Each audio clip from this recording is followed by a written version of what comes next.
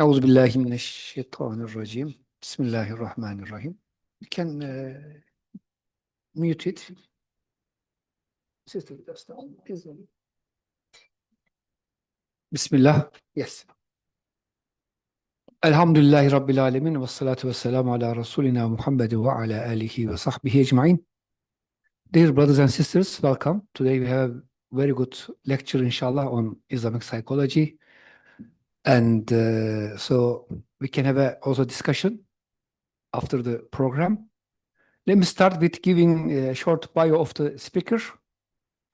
Sister Hanan Dover is a clinical and forensic psychologist and a leading lecturer in Islamic psychology, recognized for her work at the intersection of faith, mental health, and cultural responsive practice. She is the developer of one of the first university-accredited Islamic psychology programs in the Western context at Charles Sturt University, and serves in a senior leadership role within the international Muslim psychology community, where she is the vice president of the International Association of Muslim Psychologists, IAMP, and senior fellow of IAIP. She is also co-founder and executive of the Psychology from an Islamic Perspective interest group of the Australian Psychological Society. Sister Hanan is the president of Mission of Hope, a long-standing Australian Muslim mental health organization, and the founder of AFIA EAP, a faith-informed employee assistance program designed for Islamic schools and communities. Her work focuses on integrating evidence-based psychological interventions with Islamic epistemology, addressing complex issues such as trauma, personality disorders, Islamophobia, domestic and family violence, and general mental health issues within Muslim populations. As an academic, clinician, and keynote speaker, Sister Hanan has delivered national and international training on Islamic psychology, trauma-informed care, and faith-based therapeutic models. Her work contributes to the growing global movement advancing Islamic psychology as a rigorous, ethical, and clinically grounded discipline that integrates spirituality with contemporary psychological science to support holistic human flourishing. Today, her title is The Interface of Islamic Spirituality and Islamic Psychology, where they separate and where they converge in the human sciences. This presentation examines the interface between Islamic spirituality and Islamic psychology as two distinct yet interrelated domains contributing to human flourishing. Islamic spirituality centers on tazkiyatul nafs, purification of the self, and cultivating a relationship with Allah, focusing on inner transformation and moral refinement. In contrast, Islamic psychology is an emerging scientific discipline that systematically studies human cognition, emotion, neurobiology, and behavior through an Islamic epistemological lens, integrating revelation with contemporary psychological theory and practice.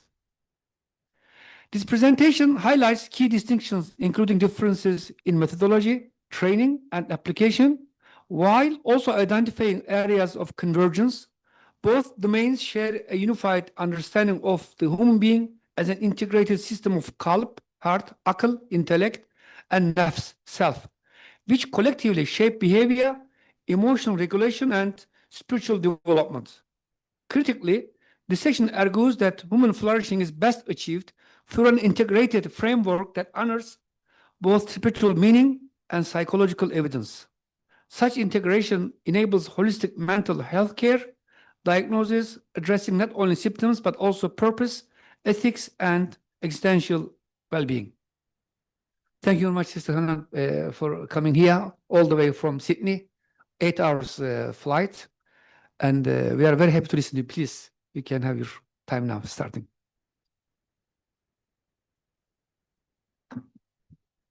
Assalamu alaikum, everybody. Bismillahir Rahmanir Rahim.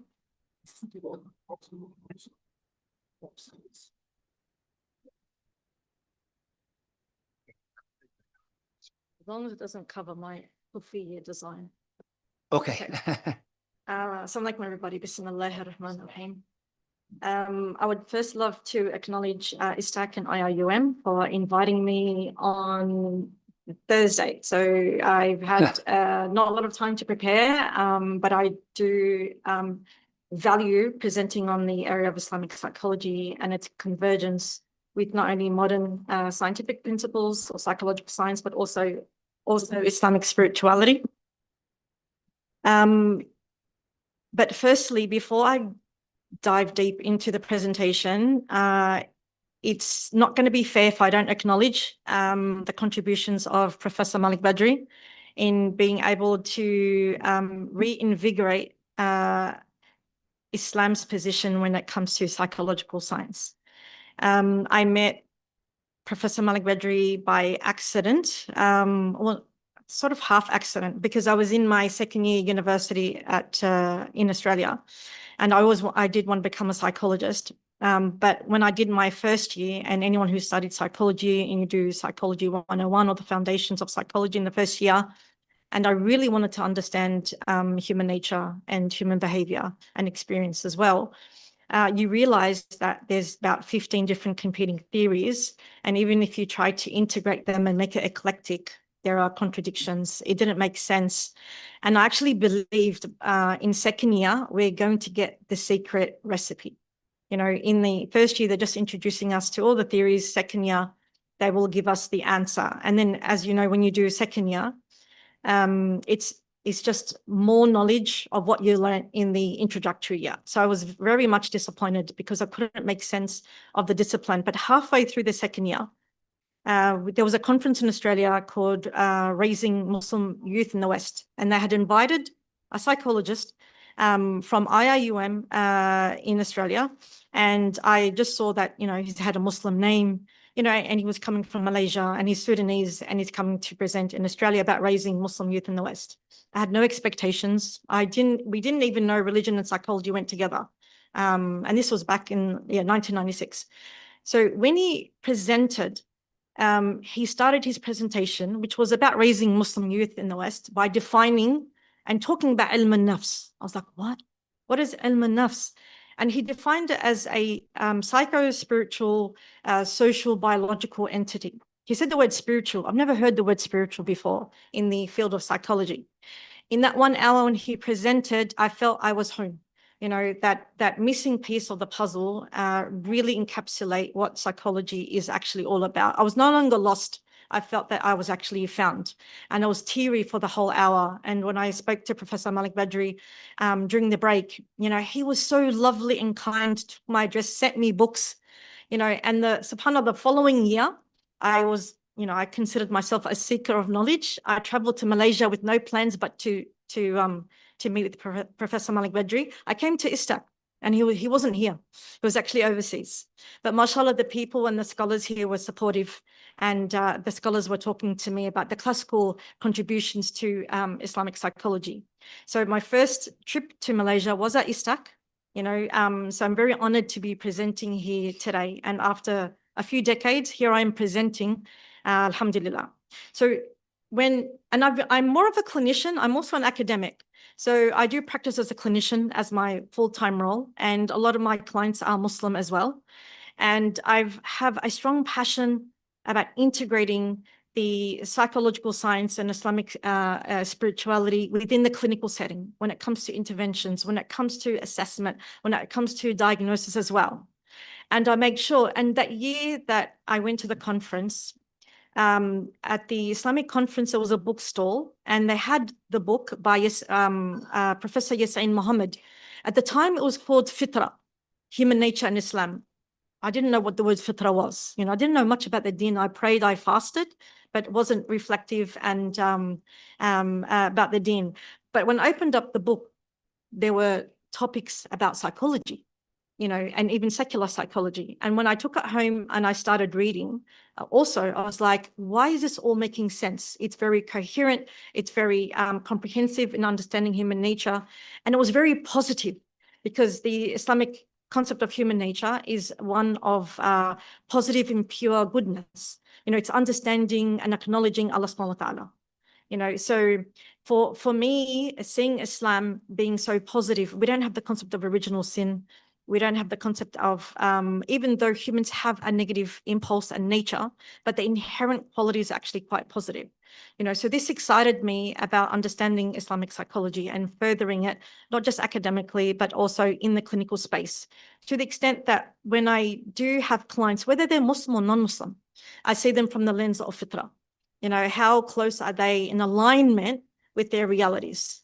And it's a very compassionate approach. The worldview of secular and Western psychology, even though today they're starting to talk about compassion-based therapy, especially with Dr. Gabor Mate, who's got specific modalities in his type of therapies, but this existed in Islam centuries ago. Not only do we know this from, the stories of, or the narrations of the hadith, but we also know this because of the classical scholarship. Unfortunately, I had to wait until books got translated into English to understand, Imam al-Ghazali's contributions, the classical scholars' contributions in Islamic psychology. And at my time, there wasn't many books in English. Today, mashallah, we're looking now after 2020, we have plenty of textbooks. So no one can complain now we don't have textbooks in Islamic psychology or information or knowledge that is in English for those who are English speaking. We now have them at our disposal. So what I'm going to be focusing on today is looking at, because I do believe it's urgent, because Islamic psychology is becoming popular, not just by clinicians, but people who are experts in spirituality who kind of bordering believe that they are clinicians, or qualified therapists, simply because in Islamic psychology, we include aql, ruh, and nafs, and what's the fourth one? It's all throughout my presentation. Ruh, and nafs. There's one more. And we'll get to that. It's all in my presentation. Okay, I'm a bit nervous, alhamdulillah, right? So, but anyone who's a clinician understands that our work is beyond that spirituality when we're integrating it with our clients. Because if it was just the spiritual elements, then we would have just studied Islamic spirituality and became clinicians. Okay, there are factors that we need to consider, like ethics in our clinical treatment, risk assessment, and obviously diagnosis and assessment as well. And those who are clinicians know that we study potentially 6 years to get to where we need to be licensed or registered in order to practice. Obviously, we know currently around the world, there is not a practice where certifies you at the moment as, from start to finish, from bachelor's to a master's program where it's Islamic psychology, or it's a Bachelor of Islamic Psychology and a Master's in Islamic Psychology, where it's credentialed and accredited, and also accepted by your national body of psychology, or psychiatry. So I might say psychology, but you can also think about this when it comes to psychiatry as well, or clinical social work. Okay, any of those clinical types of professions where we can diagnose, assess, and treat as well. It's very different to counseling. Counseling, they're not, unless you're a clinical counselor, and if you think of clinical mental health care, you think of it as who can work in a hospital, okay, not a chaplain. What kind of, if you're in a clinical field where you could be employable in a hospital, that's considered clinical mental health care, okay? So I'm going to be looking at the interface of Islamic spirituality and Islamic psychology, and where they separate. This is very important, and where they actually come together. And whereas clinicians, we need to be able to integrate both of them safely as well. And obviously, when there is there are issues that your client presents which is beyond your expertise, to refer on. Sometimes it's very important to refer them to a imam or a sheikh or a tasawwuf scholar, or Sufi, especially if they follow, for example, a tariqah. It's very rare that I've ever done this. I've seen thousands of clients that maybe a hands full. I've referred to ruqya therapists, for example, because anyone who's clinically seen a lot of clients and understands, for example, developmental trauma or trauma-informed concerns or diagnostic pathways, especially complex trauma, you will find that a lot of individuals who may be seen as suffering from jinn possession, individuals who suffer from complex trauma type of symptomology. Okay, and obviously, if I have those clients, I never discredit or invalidate them if they believe it's jinn possession. I use my clinical skills to help them understand from a psychoeducation perspective, how their symptoms also present as trauma symptoms. Okay, and later on, by building trust, they soon understand, okay, it's trauma related. It's not necessarily jinn. And we can't really blame our community, because our community, we're getting better at mental health literacy, but generally the Muslim community will fall back on what they understand. So because jinn is, and to be a Muslim, you have to believe in jinns, right? So it's part of our tradition. Allah subhanahu wa ta'ala said He created man and jinn in order to worship Him. So jinns exist. It's part of our deen.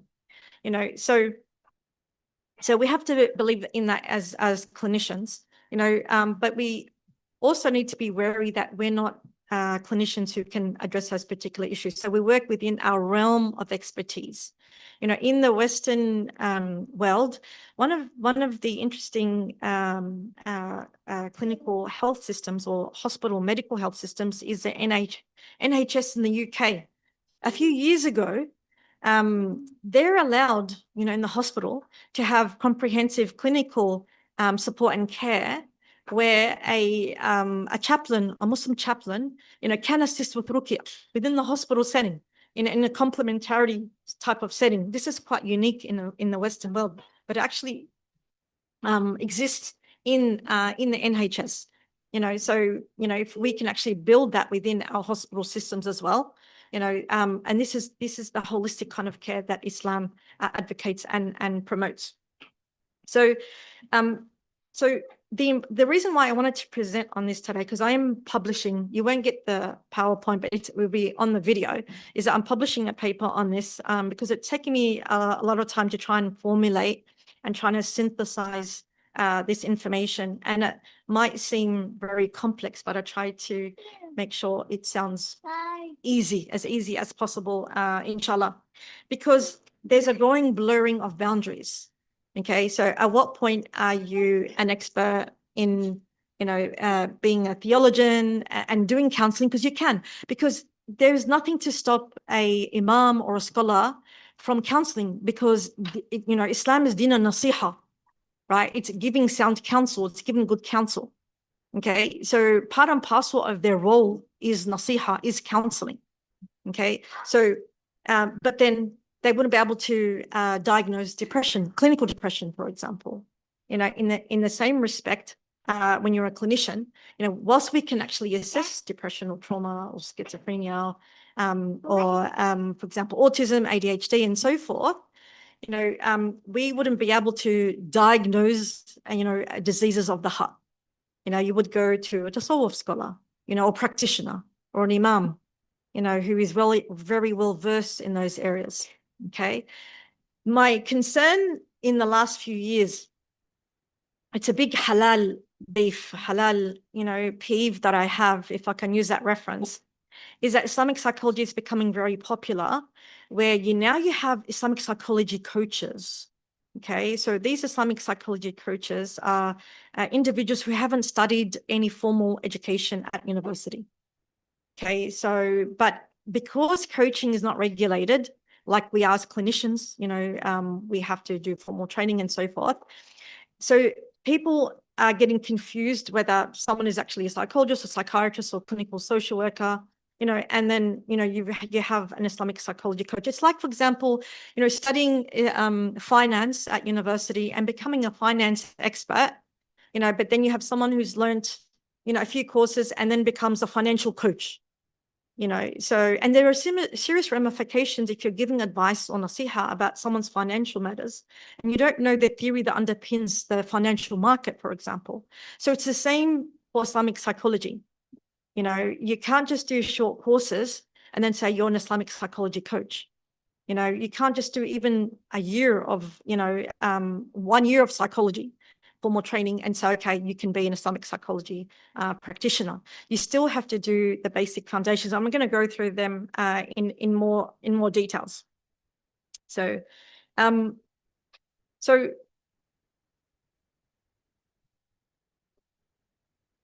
So we understand that within the Islamic traditions that human beings are not just the mind, we're also the brain, and we're also the body as well. So, which is the jasad.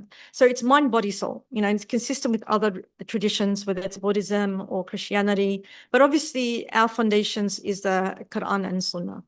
Okay. And obviously we take on board the classical scholarship that helps us understand the Quran and Sunnah as well, and tafsir and so forth, which is why clinicians need to learn their Islam. They need to learn the deen. If you want to be successful about integrating it safely, because remember, in our practice, we have to be safe, we have to be ethical, so you have to make sure that the information that you bring to your clinical assessment or therapy room or interventions or management or symptom reduction, okay, that it's founded on sound knowledge.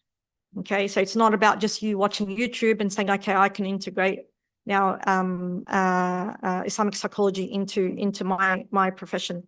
And it's the same for being a scholar in Islam. You have to go through a lot of formal training. It doesn't necessarily have to be university. They have different guidelines. They could have a chain of knowledge, and have mentors and scholars, and you have the ijaza system. And then clinicians have different formal training. There's mandated clinical supervision before you can even register and practice to make sure that you are safe enough to work independently, for example. So we know that human beings are multi-layered in Islam. So for example, if someone who's got obsessive compulsive disorder, so we know that that's a clinical diagnosis. And so just say, for example, they have that in relation to wudu and prayer. So if we just center on the spiritual lens, we'll say, there's waswas qahri, for example, but you still would need to know the clinical intervention in being able to address waswas qahri, because it's not just having negative automatic thoughts. This is obsessions and compulsions. And we understand it today. It's almost like a brain-affected disease as well, just like anorexia, so it really requires clinical interventions, and not just, basic intervention on how to deal with automatic thoughts, and OCD, for example, not all clinicians are well versed, which is why competency is actually very important. So you could have a sheikh, who can tell the client that they have waswas qahri and they need to then be referred to a psychologist or psychiatrist and so forth. So when we look at this from a clinical lens, also without Islamic understanding, we have to understand that this is waswas qahri, for example, and also look at it from that particular perspective. And we had early scholars who looked at treatment of OCD. It's just unfortunate that in the Western world, in Western psychology, they take credit for developing treatment models for OCD, when we had early scholars like Al-Balkhi, for example, who had treatment methods, exposure therapy and CBT, exposure-based CBT as well. So Islamic psychology, whether you're a researcher in Islamic psychology in Department of Psychology, Psychiatry, or clinical psychotherapy, it's a disciplined integration. It's unfortunately in today's society, it's unlike hundreds of years ago when our classical scholars, Islamic scholars, were also physicians. They were polymaths, so they were experts in science, medicine,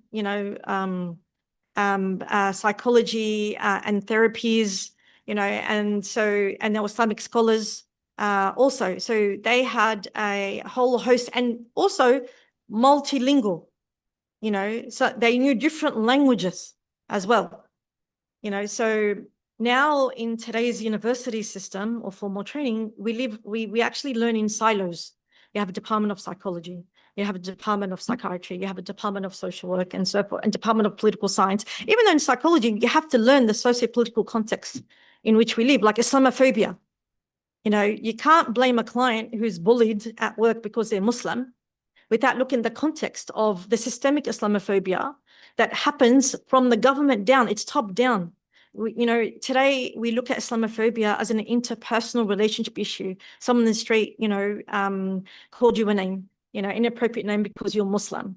You know, this is very basic level. You know, when we know at the very systemic level, Islamophobia exists from the systems, the mainstream media, the governments, you know, the institutions. It's by design. It's by design. You know, that's why governments give you funding, give us funding for Islamophobia to deal with everyday casual Islamophobia when they're actually the arsonists, and then they give us funding for like firefighters. You know, so it's a never-ending cycle. But clinically, you know, we'll have clients who present with Islam, you know, being victims of Islamophobia. It could be workplace bullying. You know, so you can't take that outside the context. So socio-political context is also very important. Currently, there's a war. We're all being vicariously traumatized by the war with Iran, Lebanon, Palestine as well. You know, so we get vicariously affected as well, and that affects our daily life. It can affect our work. It can affect our relationships. It can affect, you know, also how you engage in society, how you relate to other people. You could modify your behavior in public, maybe not so in Malaysia, you know, because of the Islamophobia that exists, and that could affect you clinically. You know, you could have heightened anxiety. You know, you didn't have, everyone has anxiety. It's a natural emotion, you know, a survival mechanism, but you could have developed anxiety symptoms and develop into anxiety disorder, you know, because you start to think that people are watching you because you're wearing hijab, have a beard, or now in Australia, you pray in public, the police. I don't know if you saw what happened a few months ago in Sydney, you know, where we had the sheikh leading the prayer at Sydney Town Hall, where they were protesting the invitation by the Australian Prime Minister, President Herzog of Israel, you know, so there was a protest, you know, and the police were heavy-handedly, and it was all caught on video. So now we have this anxiety about praying in public because the police were heavy-handed. You know, everyone thought that prayers and religious worship is off limits. Apparently, we discovered 2 months ago that it wasn't. And this is going to affect a person's psychology as well.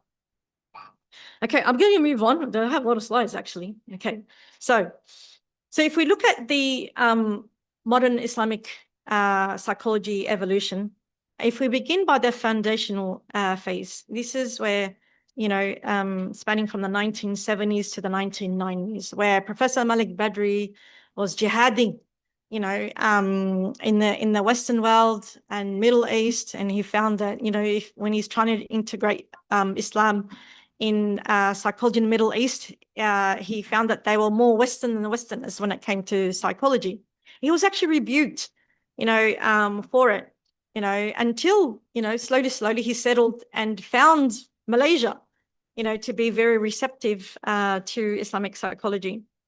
So he played obviously a very pivotal role, you know, and not discounting also because when Malik Badri was pioneering modern Islamic psychology at IIUM, you know, and also obviously in Sudan, you know, Professor Amber Haq, you know, was also one of the early pioneers in modern Islamic psychology as well. He was publishing, you know, and he was the head of the psychology department at IIUM as well. And I invited them both.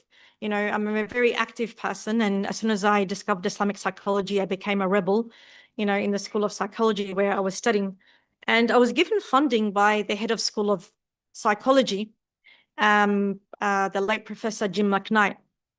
I had him in my third year psychology degree, and he took interest to me as a student. I did well in his class. I came first, you know, and he would invite me to his office and talk about Islam. He had read the Quran 3 times. He was a Christian minister, turned agnostic, you know, and he kept telling me, he was in my community, and when they knew I was studying psychology, because there wasn't many people studying psychology, it's haram, sister, Freud, sex and aggression, you know, so I needed a phrase to be able to silence my critics, you know, in the Muslim community. So I said, okay, if psychology is haram, you know, and there's problems with it, then it's my jihad to correct it. Oh, good sister, you know, and then they left me alone, you know.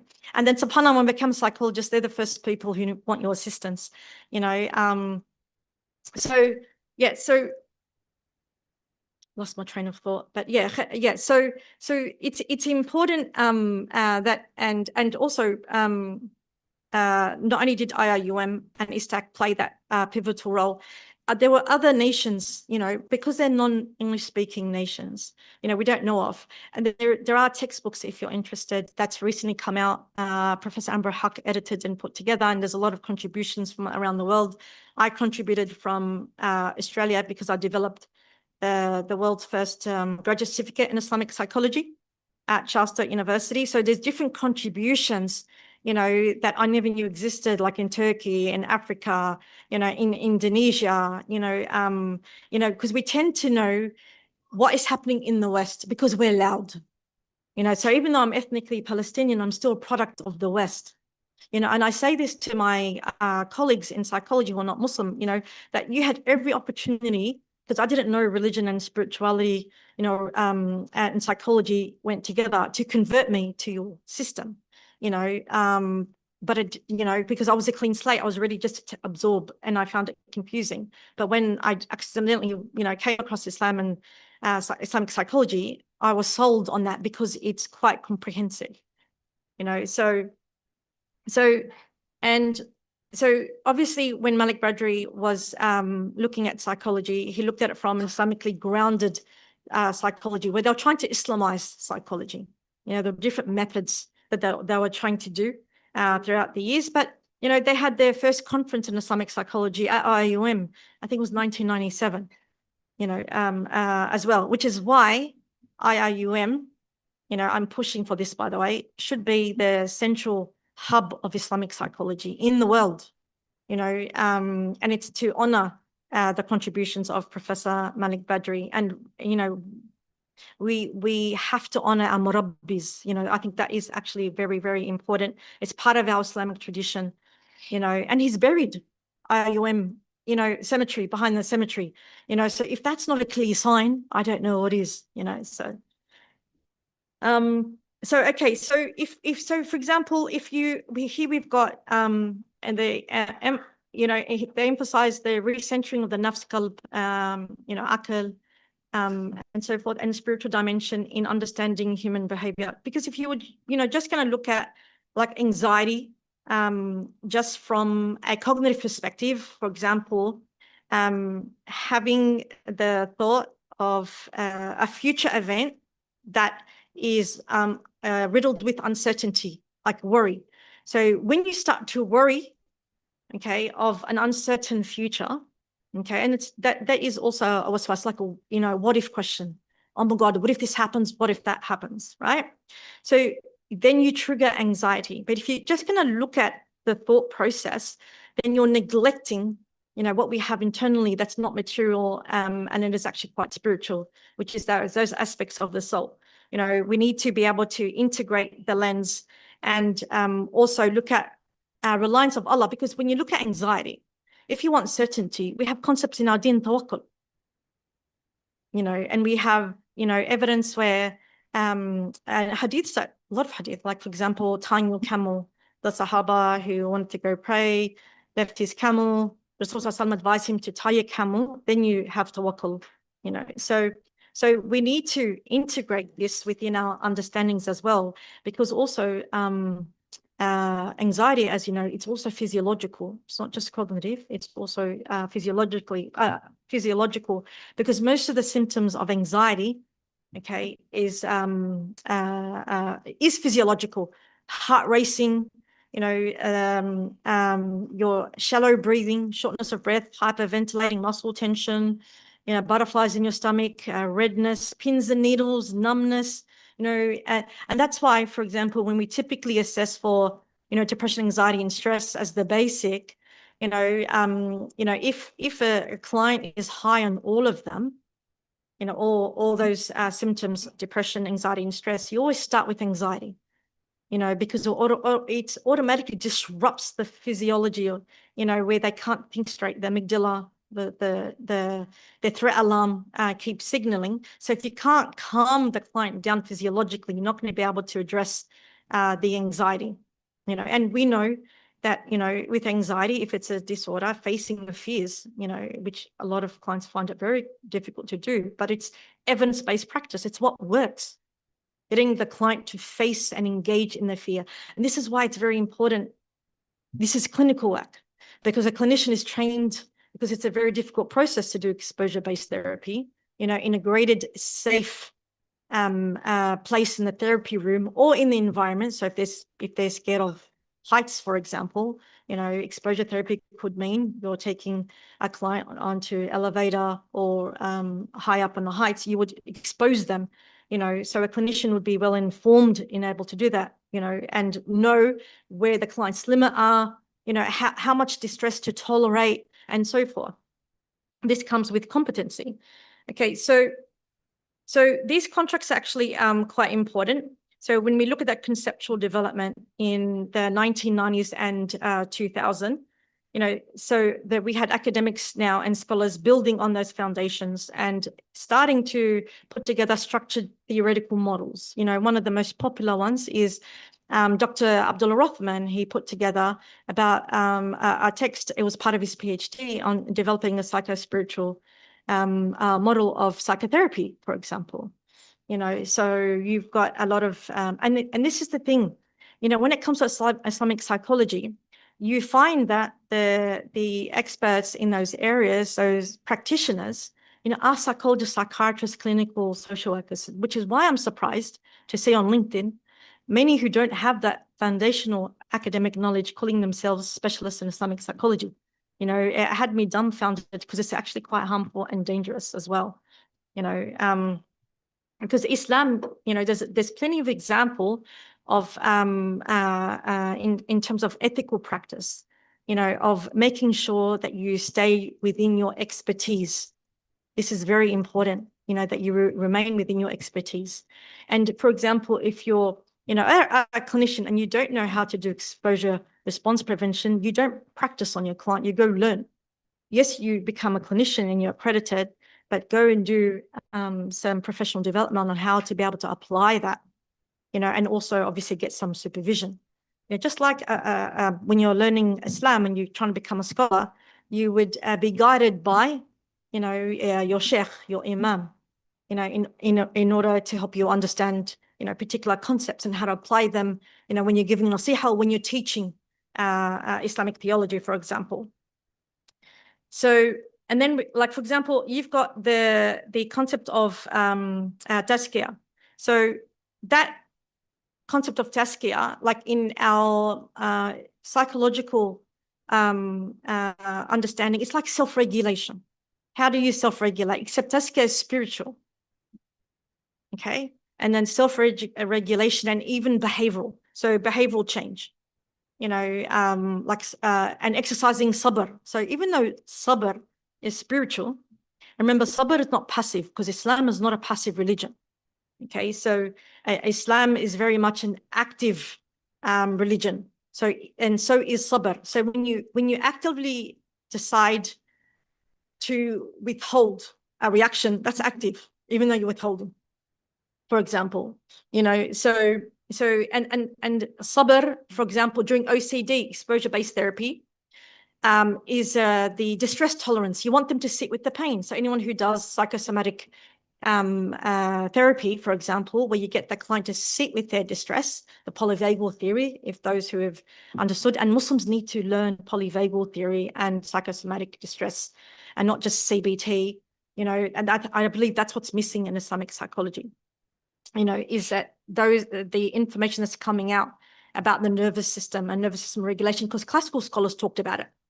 Ibn Sina, Al-Majusi, and that's why Ibn Sina and Al-Majusi introduced music therapy. Not Beyonce. We're not talking about, the Western music therapy. Okay. So they looked at auditory therapy, okay, to regulate the nervous system. We have this from hundreds of years ago, and then today's modern psychological science are investigating this. Okay, so this is why it's important for us to go to our traditions as well. But then you've got auditory spiritual therapy, Rumi, for example. So for him, and I've got it in one of my slides. Music therapy is about getting closer to the divine. It's very spiritual. So with Ibn Sina and Al-Majusi, for example, it's about symptom reduction in that clinical sense. Whereas Rumi had the auditory music therapy for connecting to Allah subhanahu wa ta'ala as well.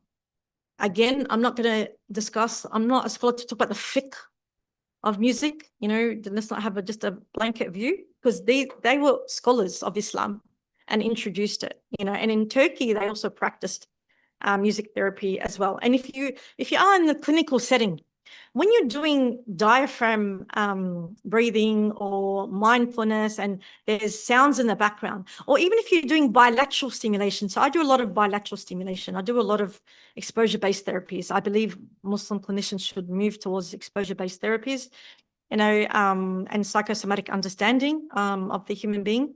Your results in symptom reduction would be faster than just talk therapy. I actually say to my clients all the time, if your psychologist is talking to you, leave them, go find a psychologist who integrates the body, in body-based therapies as well, because we are body, also, so this is actually very important. And the early scholars understood the importance of integrating, because remember, they were medical professionals too. So of course I looked at the body, and they also touched on, psychological therapies. They didn't call it psychological therapies, then, but we understand it back, as psychological therapies. And if they had the science at their disposal, right, that we have today, like, the CT scans, MRIs and so forth, they would have integrated this science into their therapies. It just so happens that, mashallah, Allah subhanahu wa ta'ala gave them some understanding, because they write volumes, and they didn't have to do autopsies, on the human body, to understand the medical and biological, physiological nature of the human being from a medical perspective. They were given some level of insight, and mashallah. Yeah, so what we're saying is that, yes, today's science is psychosomatic, and nervous system regulation, but it was already introduced hundreds of years ago. And obviously not many people credit Ibn Sina, being, the father of modern, father of, the classical medicine. They do mention him in a few lines, so, and I have read, actually, and this is disappointing, I've read textbooks where, it said that the first hospitals for psychiatric care, and this is like no offense to the Christian tradition, because we're a monotheistic religion with Judaism as well, was by Christian physicians, when we know that the first psychiatric hospital was in Baghdad by Muslim physicians. So even our history gets rewritten as well. So it has to be a jihad for everybody to make sure that gets highlighted. Speaking of jihad, and since Malik Badri is there, I have to say I'm fortunate enough in 2016, because I'm pretty strong-natured, maybe because I'm Palestinian, I'm not sure. But I've been around Malik Badri for a number of years. And so when he introduced my keynote address in Indonesia, he introduced me as the jihadi psychologist, so I have a nickname and I love that, so obviously the West understands jihad very different, but we understand what is meant, with such references, inshallah. Okay, so what we can summarize here is that, this phase represents a shift from critique to theory building, and then identity formation as well, within the field. Okay, so it's about, keeping it within the field. So moving now into integration with the practice phase, that started from the 2000s to 2010s, and during this period, we began to see a clear shift from theory into application, because before we were all using what we traditionally understood and were trained to do in our respective clinical training and universities and so forth, so there, it did start before the 2000s, but it became more pronounced, okay, where, we started to think about how do we actually use and integrate Islamic concepts in the therapy, and it's not about just adding a verse of the Quran or a narration. You have to, and I said this in the beginning, look at the human being differently from the get-go, which is from the state of fitrah, with our full comprehensive understanding of what is a human being. That's where we start from. And then we align the Islamic frameworks within our psychotherapeutic models.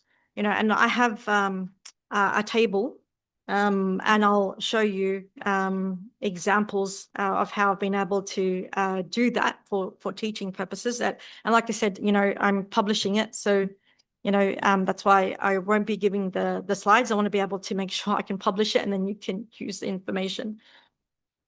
So, for example, if you look at, cognitive behavioral therapy, which, by the way, Ibn al-Qayyim al-Jawziyah, started and invented, because he looked at it from habit forming. He has a model. I remember in my master's degree, because as you know, when you study psychology, the first 4 years, there's no placement, there's no application, it's all theory. Okay, and research and so forth, and developing research. In my master's degree, I remember there was a whole semester on CBT and Aaron Beck, radical acceptance and all that, and, I remember, because I was reading a lot about Islamic psychology, and I was like, why is Aaron Beck getting all the credit? Because I had a book, I forgot what it was called, but it was a thin book, that's obviously translated to English, and he he had the model of CBT. If you have a passing thought, shoo it away, because if you don't shoo it away, it'll come as a a strong desire, motivation, then you act upon it, and then it can contribute to a cycle. Whereas, modern CBT have the accolades for inventing that type of therapy when the model already existed. Just similarly like al-Balkhi when it came to CBT. So when you address the negative thoughts in cognitive behavioral therapy, because remember, cognitions is about the mental processes, the thoughts, and they are negative automatic thoughts. And in Islam, we know that we've got negative automatic thoughts.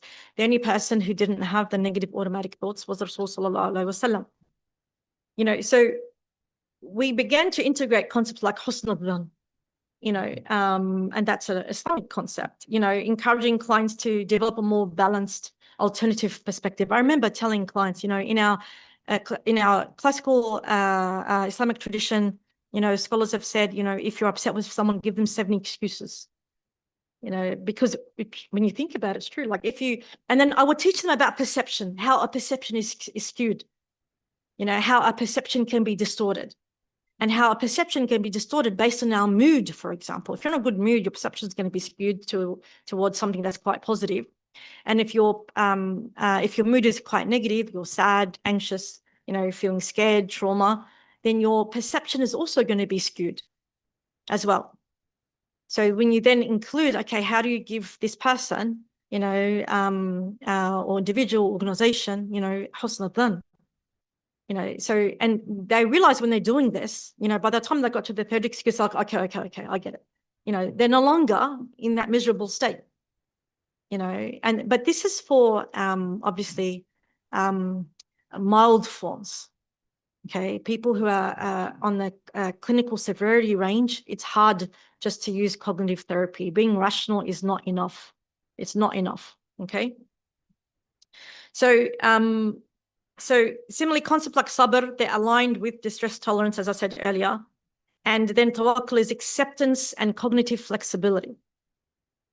Okay, so when you apply tawakkul Allah, you tell your client, but you give them the skills, you make effort. So tawakkul Allah is not making efforts. You give them the skills, you give them homework, you let them try things, or you let them try things with you in session or outside session, and because psychological maturity is about cognitive flexibility, the ability to shift your perspective. Okay, and Islamic psychology and the practice clinically is also about doing things that cause you discomfort. Allah subhanahu wa ta'ala didn't say our life was going to be rosy.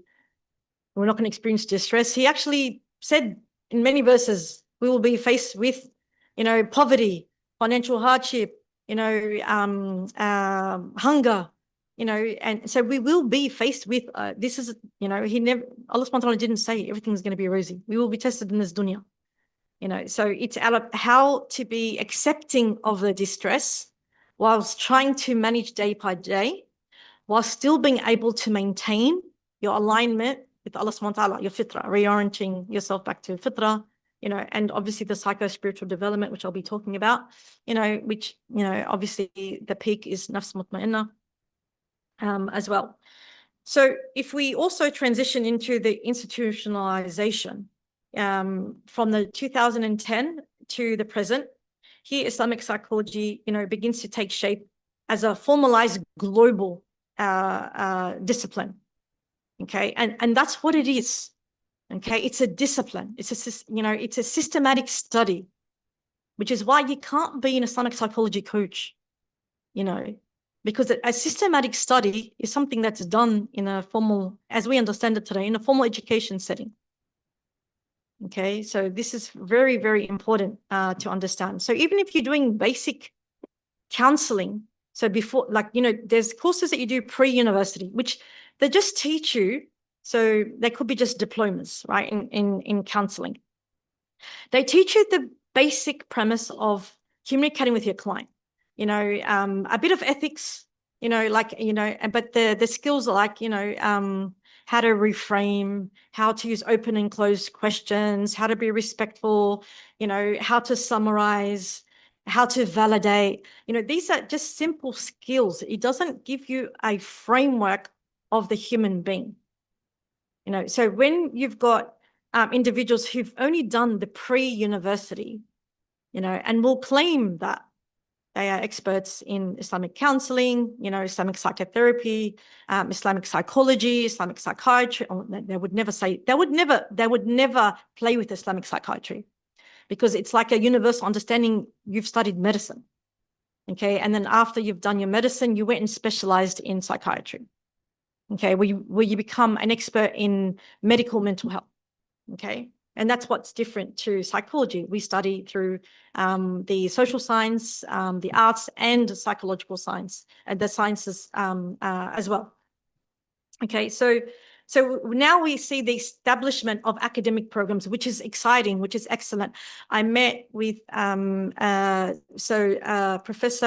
Jusmawati, from IIUM, and this was on last Monday we went, and she was talking about how they've got, and the beauty of IIUM is that the Department of Psychology sits under the revealed sciences, so it sits under the science of Islamic theology, and it's perfect, so whoever came up with the idea, well, that's why, Islamic psychology, the hub, should be here. Because it integrates the revealed knowledge, with the human sciences as well. Okay, and so she was telling me about how they have now inserted 2 subjects, on the psychology of the human soul. There's part 1, and then there's a second subject too, and where the students, are having to formulate, psychological perspectives within specific hadiths, as well. So whilst they're studying their psychological sciences, that's typically universal around the world, but also integrating, Islamic understanding, preparing them, within their field of Islamic psychology, right from the bachelor's degree. Okay, so, and I know that there are bachelor's degree Islamic psychology degrees in Indonesia, for example, in Pakistan, in Australia has a basic one, and Qatar, they've got the first master's program in Islamic counseling and psychotherapy that takes a clinical angle. Okay, so, and they did it in a way, and this was pioneered by the psychologist from Khalil Center in the US. Okay, and that's another center, that also looks at Islamic psychology, You know, they have a holistic program. You've got your psychological Islamic science, and you've got your counseling services and your research and so forth. So they teach a master's program that kind of aligns universally, you know, with the different institutions that look at psychology and psychotherapy, you know. So they're getting, you know, we're becoming very creative.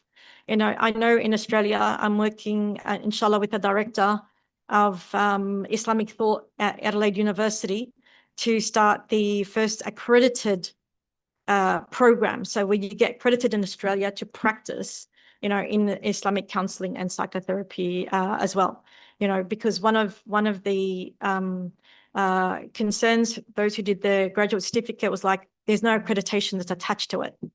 You know, whereas if you do a graduate diploma and master's, you can actually practice and then be part of a professional body. It's very important as clinicians to be aligned with your professional body, you know, and if you are a clinician, you need to then be aligned, you know, and registered or licensed, whatever term that's used around the world, you know, where, you know, you can't practice unless you are registered with that particular national body. And there are international bodies, you know, that are trying to also certify in Islamic psychology. You have the International Association of Muslim Psychologists that are moving towards this model. And also you have the International Association of Islamic Psychology. They're the two main ones that are trying to be able to certify someone as competent in that particular areas. I also have a problem with this, because I do believe, and that's something, inshallah, with the IAMP, because I'm the vice president, is that it becomes very expensive if you don't live in the West to go through the accreditation pathways. Okay, so it disadvantages, I believe, Muslim majority nations, you know, and I'm all about decolonizing psychology and making sure that the central places of Islamic psychology are the Muslim majority nations, you know. So you've got your Indonesia, you've got your Pakistan, you've got your Malaysia, you know, you've got your Bangladesh, you've got your Turkey. The Middle East needs time, you know, because they, you know, I was given a scholarship, the Queen's Trust of Australia, right? So there were hundreds of applicants and only 17 get accepted. So I was given a scholarship to go and study a master's in psychology in Jordan, Amman. Okay. So, and, you know, to help our young people in Australia, you know, and I had no idea when I got there. I registered, I went to the first few classes. It was, compared to Australian studies, it was not the same standard. So their master's program was kind of like our bachelor's. I didn't have a problem, but they refused to allow me, even though the academics were Muslim, the students were Muslim, to integrate Islam in my assignments. You know, so I wasn't going to exercise sabr, because that goes against, you know, what I wanted to do. So I left, you know, and then when I came back to Australia, subhanAllah, the agnostic head of School of Psychology, Professor Jim McKnight, said, come and do your research here at a Western university. You know, so like my biggest supporters in my early Islamic psychology career, you know, were actually not Muslim. Even one of my main supervisors in my multiple psychology degrees, you know, she was a beautiful Christian psychologist, Dr. Maureen Minor. You know, I had to give her a lot of credit as well, you know, and she was not Muslim either, you know. So so I was very fortunate, and she was the one of the rare experts in psychology of religion, you know, and she had me teach psychology of religion at university because the textbook was Judeo-Christian. You know, the research was, you know, targeting Jewish populations and Christian populations. You know, so she wanted me to teach so I can include Muslim perspectives, for example. You know, so I'm very, very fortunate to have had that institutional and collegial support as well. So then we move into the professionalization, you know, and ethics phase in recent years. So we're seeing a strong shift towards disciplinary clarity and accountability. So the International Association of Muslim Psychologists, so we spent almost a year, you know, developing and reviewing our ethical code of conduct I prepared it and it was approved by the board, and it's going to be published, inshallah, in the April edition of the International Association of Islamic Psychology Journal. Okay, so what I did was try to look at ethics from an Islamic perspective. Okay, but because Western nations, I didn't have anything at my disposal of non-Western nations. I looked at their ethical paradigms, their ethical practice, and looked at, okay, so what can be integrated in this, because they have good models, so that's what I did. And last night I checked the International Association of Islamic Psychology. They also have an ethical code of conduct as well, so alhamdulillah, like we're moving forward with that. We've also, Professor Rasul from IIMP and also Dr. Diana, they put together a document on appropriate research in Islamic psychology. So what educational standards you must have at a basic level, and what kind of supervision and, that you need to have in order to conduct research. So this is us understanding what the concerns are in our profession and taking responsibility to be able to look after our profession, inshallah. Now, whether people, because remember, that in the age of social media, anyone could be anything. If they sound intelligent, because they use, other people's work just to pretend that they have skills in clinical work, and they have like a short 30-second spiel on social media, but then if you go and see them, you realize they lack a lot of depth, so and it's hard because in our clinical codes of practice, we can't put testimonials, so we can't say this client's, improved in her session because of the therapy. Because in our ethical codes of practice, we can't promote ourselves. We're allowed to say this is what our skills are, okay, but we can't promote how good we are. Okay, so this is in Australia. I'm not sure about other places, but we're not allowed to put testimonials. So one of the easiest way to know in Australia if you're not credentialed and appropriately qualified as a senior clinician is if you have testimonials on your website, but the layperson is none the wiser. They don't know. They just say, oh, okay, someone said so-and-so, so it becomes a problem for us because we are the experts, but we can't promote ourselves in that particular way, which is why we have to do social media reels and put ourselves out there. And even then we have social media restrictions as well. And that's how tight the ethical practice is for clinician. Okay, so this means in ethics, it's not only about the Islamic knowledge, but also we look at you have to be competent in psychopathology assessment and evidence-based intervention. Okay, and that's a clear distinction between Islamic spirituality and also psychological treatment, because in Islamic spirituality, you don't assess in a very structured way in the same way that a clinician may as well. And it's not the same type of, note-taking, and we do case formulation and so forth. So as a spiritual teacher, so for example, mashallah, Professor Süleyman Derin is an expert in spiritual psychology, for example. He's amazing. I've asked him questions and so forth. So, he might guide a client into dhikr, or tazkiyah, the purification on psycho-spiritual development.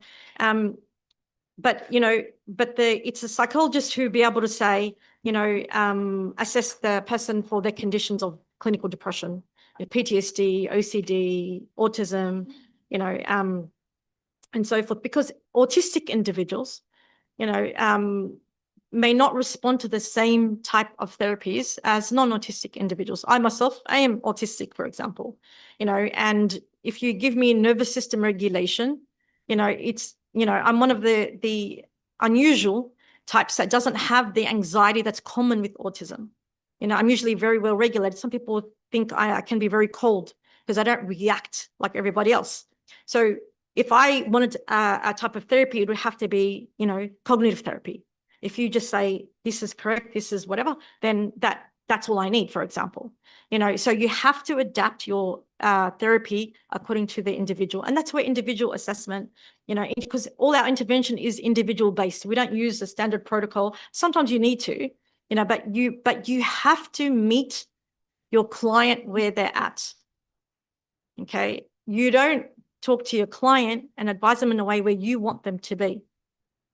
So whilst, a particular type of therapy, even just say we look at exposure-based therapy, it's kind of scary, to convince a client to do exposure-based therapy, and they could dissociate in session, so you might have to wait a year until the client feels comfortable to do exposure-based therapy. It takes a lot of skill to convince them in the beginning, because they're already scared of their nervous system responses. They feel unsafe, so there's a lot that happens. And in therapy, and a lot of the research shows this, that it's your rapport with your client that is more important than the skills, okay? Because that safety and connection is very important, so you need to be attuned with your client. Because remember, even clients who have negative moods, they read your body language very, very quickly and your facial expressions. There's a lot of research about that too. So they can notice when you're disengaged, and they remember they already have a negative bias, negativity bias. So one wrong, behavior or reaction from you, they'll take it to the worst case scenario, which is why you need to always be attuned and connected to your client. Always feel like, they feel as if you understand them, and obviously, making sure that you ask the right questions to understand them as well. Because you might get a non-Muslim client. I remember a few years ago, I had a Cambodian client, not Muslim, and he was in Cambodia at the time of Pol Pot, when there was a massacre, millions of people, so he's from that era. So I had to study. It wasn't Muslim, he was Buddhist, but I had to study his culture, and I knew he did Tai Chi, so movement and so forth. And he couldn't speak English, so I had an interpreter, to meet him where he's at, and he actually benefited because I didn't give him CBT. I gave him Tai Chi therapy, how to integrate it. I would go outside. So I was fortunate where my building is. We went outside, and I do this, by the way. So, and I do believe that clinicians need to adapt with their client within your comfortability. So for this particular client, I would go outside, and there was a park, and we would take off our shoes and socks and walk on the grass during the therapy, and this is grounding, as grounding, and I remember Sheikh Abdul Hakim Murad. It was so profound. He came to Australia like 20 years ago, and I only remember this one bit because, it's central to the work that I do, and he talked about, and if someone has a source for this reference, I will be indebted to you. He talked about in the time of Prophet when they went to war, that after the war, the Prophet ﷺ would take them into the desert, for moments, I don't know how long, before they would go back, to the family, the village, the town, the city, and that, like, I thought of this as grounding, getting them to ground themselves physically, because obviously war is not easy to see, to feel. Your body, it's shock as well. You see death, so yeah, so if anyone knows that reference, please let me know. But that's an example of grounding. So stabilizing their body, okay, before they returned. So that's why there's a lot of and last week, Professor Süleyman talked about stories, from the hadith, the tafsirs from the Quran, for example. These narratives, remember, we come from collectivistic communities, and cultures, so we are about metaphors and stories. They captivate. If you're just going to give them a theory, you're going to lose them. Okay, and that's why I remember years ago, the very popular book "Don't Be Sad," and it was translated in many languages. And just so we know, the book was plagiarized. The author is actually a female, but her teacher, took credit for the work, which is unfortunate. And that's an abuse of teacher-student relationship. Same as you can abuse the practitioner, and mentee, or, a relationship as well. So, and people, enjoyed the book because it had a lot of stories from the Hadith and the Quran. It was narrative. Okay, so that's why being able to have information and these narratives, because even in modern psychological therapies, we do bring in metaphors all the time. Okay, so, and if the person, and about spiritual, including spirituality in your therapy, it's very important that you get a buy-in before you introduce Islamic material, because just because you're Muslim doesn't mean they want it. They just probably feel safe because they don't want to be judged by a non-Muslim therapist, right? They could be very angry with Allah. And I've had clients very angry with Allah. And I still look at them from the framework of fitrah, but I never touch on the Islamic information first. I wait until I build trust and connect. And so then if they trust me, because they've had bad experiences in childhood, parents are punitive, where if they do anything wrong, you're going to go to hell. So they've just grown up thinking they're going to go to hell, even if they do anything, right, because they've just done everything wrong before and there's no hope and they don't want to grow, So, you have to understand where they are on their levels of religiosity. So if they allow you and they say, yeah, that's why I came to you because you're Muslim, yeah, you can include it, but you still need to get permission. Like even for anything, even exposure therapy, like I conduct, for example, EMDR with my clients. So I do EMDR and then the new version, EMDR 2.0, which is excellent. I advise you all to, if you're a clinician, because you can only do it if you're a clinician, to get experienced in that, and I do brain spotting, which is an exposure-based therapy, internal family systems, and, and I usually get them, and this is in Australia, it's ethical to do, it's actually a good practice to do this, because it could be harmful, for the client. Yeah, you get them to, because in the beginning, you get them to sign an informed consent. You let them know their rights of confidentiality and everything else, and, and why they're coming here, who you are, but there's a separate, once they are ready to do EMDR, I administer another EMDR informed consent form. I even do neurofeedback, which is where you put electrodes. So it's non-invasive, right? Electrodes on the scalp, to decrease symptoms as well. So again, so this is where you get your buy-in. And so, so that, and you've got your self-covered ethically as well. So if there's any complaint, the client consented to this therapy, and you have to demonstrate your competency, for example. Okay.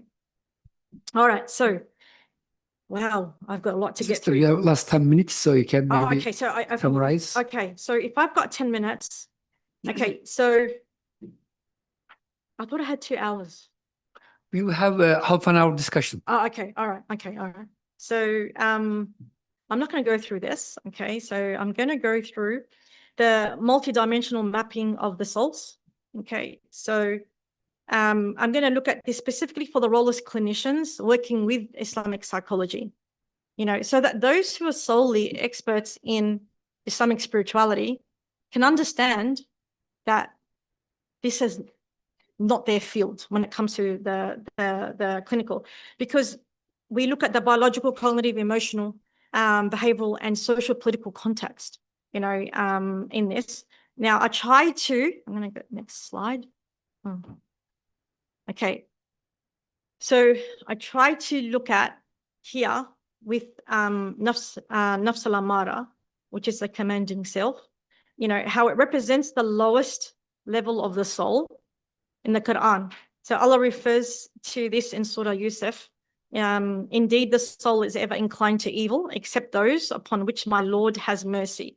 So here, from a psychological perspective, this level reflects a state where the behavior is largely driven by your impulses, your desires, your immediate gratification, with also minimal regulation. So you can't put the brakes on. Okay, so you rely on instinct, like animals. You know, we share the same instincts as animals. Okay, but we know, because Allah subhanahu wa ta'ala said in the Quran, if you reflexively act out your innate instincts, you know, I'm not talking about survival things, right? Just generally like desires that are doing things that are harmful, behavior religiously and haram and so forth, then Allah subhanahu wa ta'ala has already said that you're lower than the low being animals. So you're lower than the animals. Okay, because animals don't have free will. We have free will. And, you know, but we also have the potential to descend and act on impulse. Okay. So, you know, so if we unpack this across dimensions, like biologically, we call these the primitive drives. You know, it's like a young kid because they're a young child because the brain is not fully developed. You know, so they are dominated by what we call the primitive drives. So if you're an adult and you're still dominated by your primitive drives, then that's a problem, of course. So, but, you know, this includes hunger, sexual desire, and the pursuit of comfort as well. So, you know, we know this in modern psychology as a limbic system dominance, you know, where the survival and reward pathways are actually quite dominant and they become habitual, you know, and they override the reflective mode. Okay, so you're not using your critical thinking from the cortex, you know, to be able to cognitively think better. And then, you know, for example, someone who might engage in compulsive eating, you know, or compulsive gambling, you know, or gaming, you know, substance use or any kind of risky behavior, you know, not because of that they lack knowledge, but because they have the impulse that overrides their regulation faculties, you know. So emotions such as anger here, jealousy, greed, lust, and they're not moderated. So this is also the disease of the heart. Okay, you can say here as well, and also the negative emotions. So for example, a person may react with intense anger if they have a minor criticism here. Okay, so they will be at this level, you know, or they feel overwhelming envy if someone is successful. You know, so in here also cognitively thinking becomes subservient to your desire. So you're dominated by your desire and the thinking faculties, the mental processing, problem solving, contrasting, you know, assessing and formulating is not online. It's not online. Okay, so it's guided to justify the impulses. So today's, I would say, secular society, you know, we see in the last many decades where, you know, a lot of the behaviors that we would see as haram, you know, is halal in their society, and they use their reasoning to justify impulses.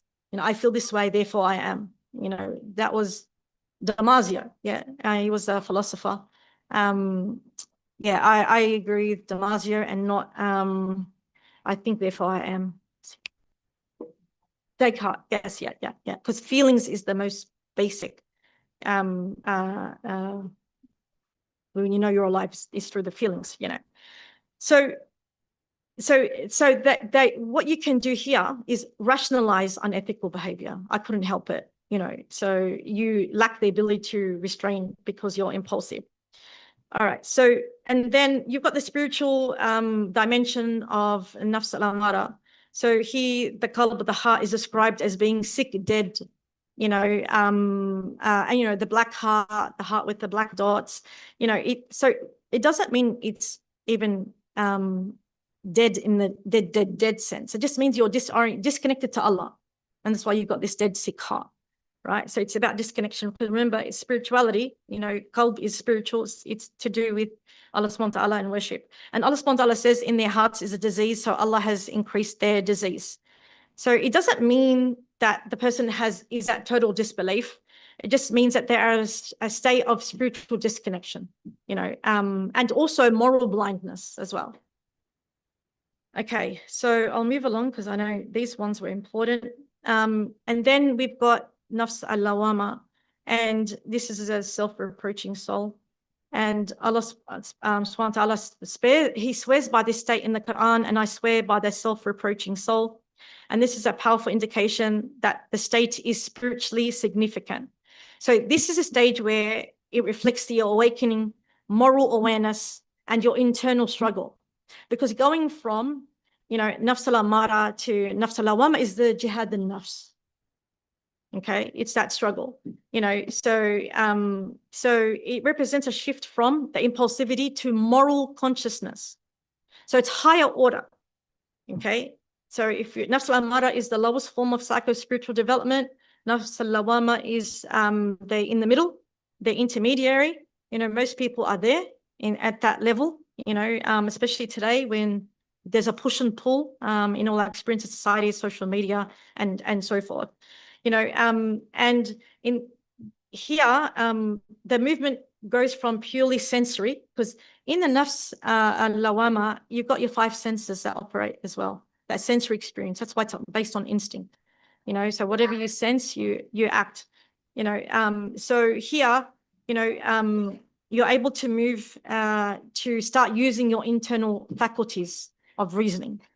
So you've got your muhasabah, is where you start to self-reflect. You start to problem solve. You've got your memory recall. You remember past events, and then it's that inner voice. You have that inner dialogue between right and wrong.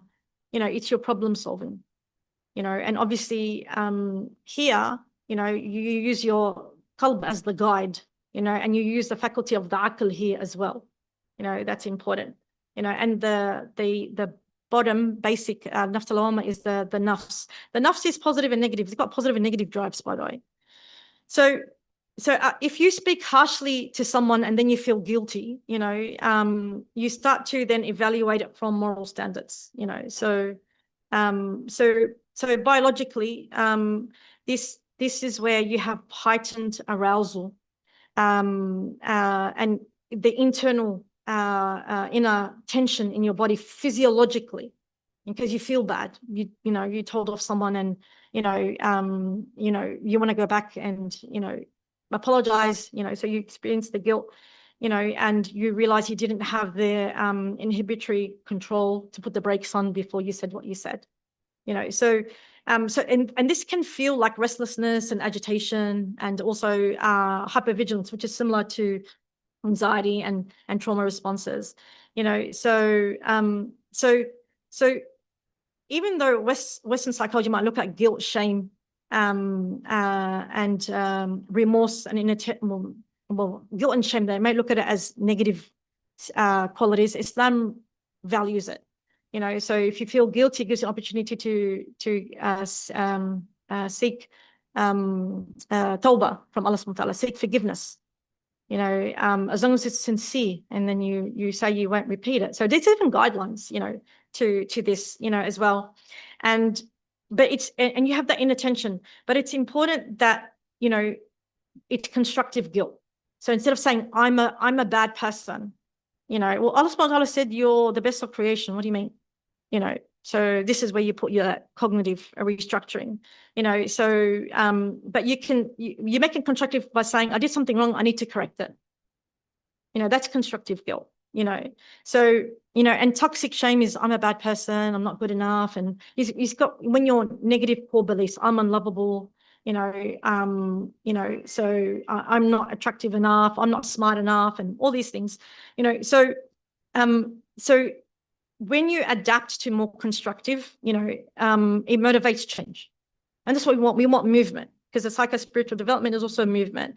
And you can also look at this, clinically, cognitively, knowing right from wrong, and obviously from the age of taklif and puberty, as we understand it in Islam. So children are we look at it very differently, because they haven't formalized their, social, cognitive, and biological development at full capacity, to reflect on consequences and also evaluate intentions. So niyyah is a very important principle in Islam. Okay, so we try and because you can't ascend, right? You can't ascend in psycho-spiritual development without the niyyah, without the conscious awareness, right? And without doing it with sincerity, which is ikhlas. Okay, so you can't do it superficially. Outwardly, people may see it as, psycho-spiritual development, but Allah subhanahu wa ta'ala is a reader of hearts. Okay, so and that's the point. Is trying to encourage your client to have the niyyah, to be consciously aware. Okay, and we are so in society, I do believe most people are presenting as if they want to be diagnosed for ADHD, when it's not a neurodevelopmental issue for them since birth, but society is created in a way where everything's fast-paced. You've got your 10-second reels, 30-second reels. People no longer read books anymore. They can't sustain attention. So you have ADHD-like symptoms, okay, but you don't have the diagnosis of ADHD, okay? Because even trauma, you could have ADHD symptoms, but it's not ADHD, for example. But, this is where skill and expertise actually comes in, and people can do that are the clinicians, right? So I know we haven't got a lot of time, but socially, is where you increase your awareness of others. This is where you start to reflect on how your behavior affects others. Because we're an ummah too. You got, not only your family, not only your, teacher-student relationships, your peer relationships, your cultural, event relationships, your community relationships. There's also societal ones as well. So if you hurt someone, you apologize, seek reconciliation, which is a very noble value in Islam. And you get hasanat for it. And there's a hadith of the two companions who one was racing before the other to ask for forgiveness, as well. So it shifts from self-centeredness to relational responsibility. Okay. And then spiritually, I'll just touch on that quickly. It's a struggle between the divine guidance and lower impulses.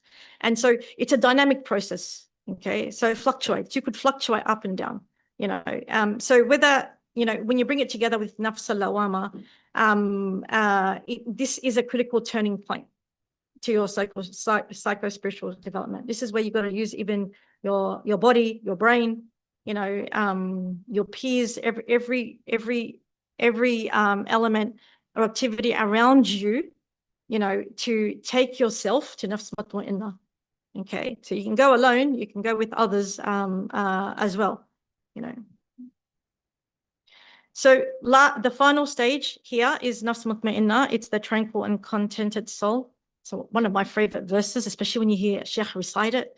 I'm not going to say in Arabic because I'm not very good at it, but O tranquil soul, return to your Lord, pleased and pleasing, enter among my servants and enter my paradise. So this is not just emotional calm, right?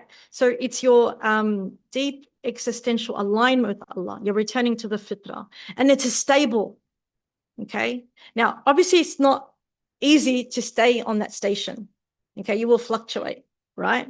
But it's where you connect your decisions, right, to Allah subhanahu wa ta'ala.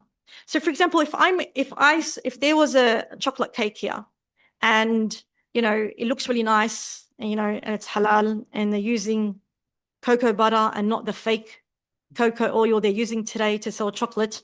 And it's dark chocolate because dark chocolate is actually healthy for your body and brain, 70% minimum cocoa. And, I take the first piece at an event, and there's a lot there, and then I want another one. It was so nice, so the impulse is to take a second piece, but then I start thinking, no, leave for other people. I might put on calories, kilo. I'll have to go to the gym. And so you start to problem solve, and, then you remember you had a big breakfast, don't have an extra piece of cake. It's already large enough. But then you remember the Rasul said, 1/3 food, 1/3 water, and 1/3 empty, and gluttony is one of the diseases of the heart, and so you're remembering Allah, so that's ascending upward. So your reasoning goes from impulsive desire to reflection, to one of Allah subhanahu wa ta'ala. So everything we do, like even if you're studying psychology, psychiatry, tasawwuf, anything, right? Architecture, there was someone who, architecture, yes, you connect your study, you connect everything with Allah subhanahu wa ta'ala. You're doing it to please Allah subhanahu wa ta'ala. Nothing's too general for Allah subhanahu wa ta'ala, So, and that's how you ascend. I know you're going to. Inshallah, we can finish with this nafs mutmainna. Yes, yes. The beautiful. Yeah. So I stage. will end here. I actually had I'll just show you some slides of how to integrating it. Well, 1 second. Yeah, you feel free to take it. That was the first one. Okay. So looking at the difference between Islamic psychology and Islamic spirituality. Okay, and why it's important for people to stay in their lane, really, you know. So because you can still be a psychologist, clinical social worker, psychiatrist, and so forth, you know, and know about Islamic, be competent in Islamic spirituality, and that's what we hope. That's what makes it Islamic psychology, right? So you practice within that framework. But then if you've only studied Islamic spirituality, you haven't gone to university to study Islamic psychology or psychology, right? So you're not able to be a clinician. You're not able to do the clinical counseling because you haven't immersed in that formal study, you know. And we know that you need to be approved by your supervisors before you can be registered and licensed. You have to do a lot of things, right? So you're safe to practice. Okay, so even if you've studied psychology and you're a psychologist and you're a psychiatrist, you haven't studied Islam, then don't try and attempt this. You know, you'll do more harm than good. So go and study Islam.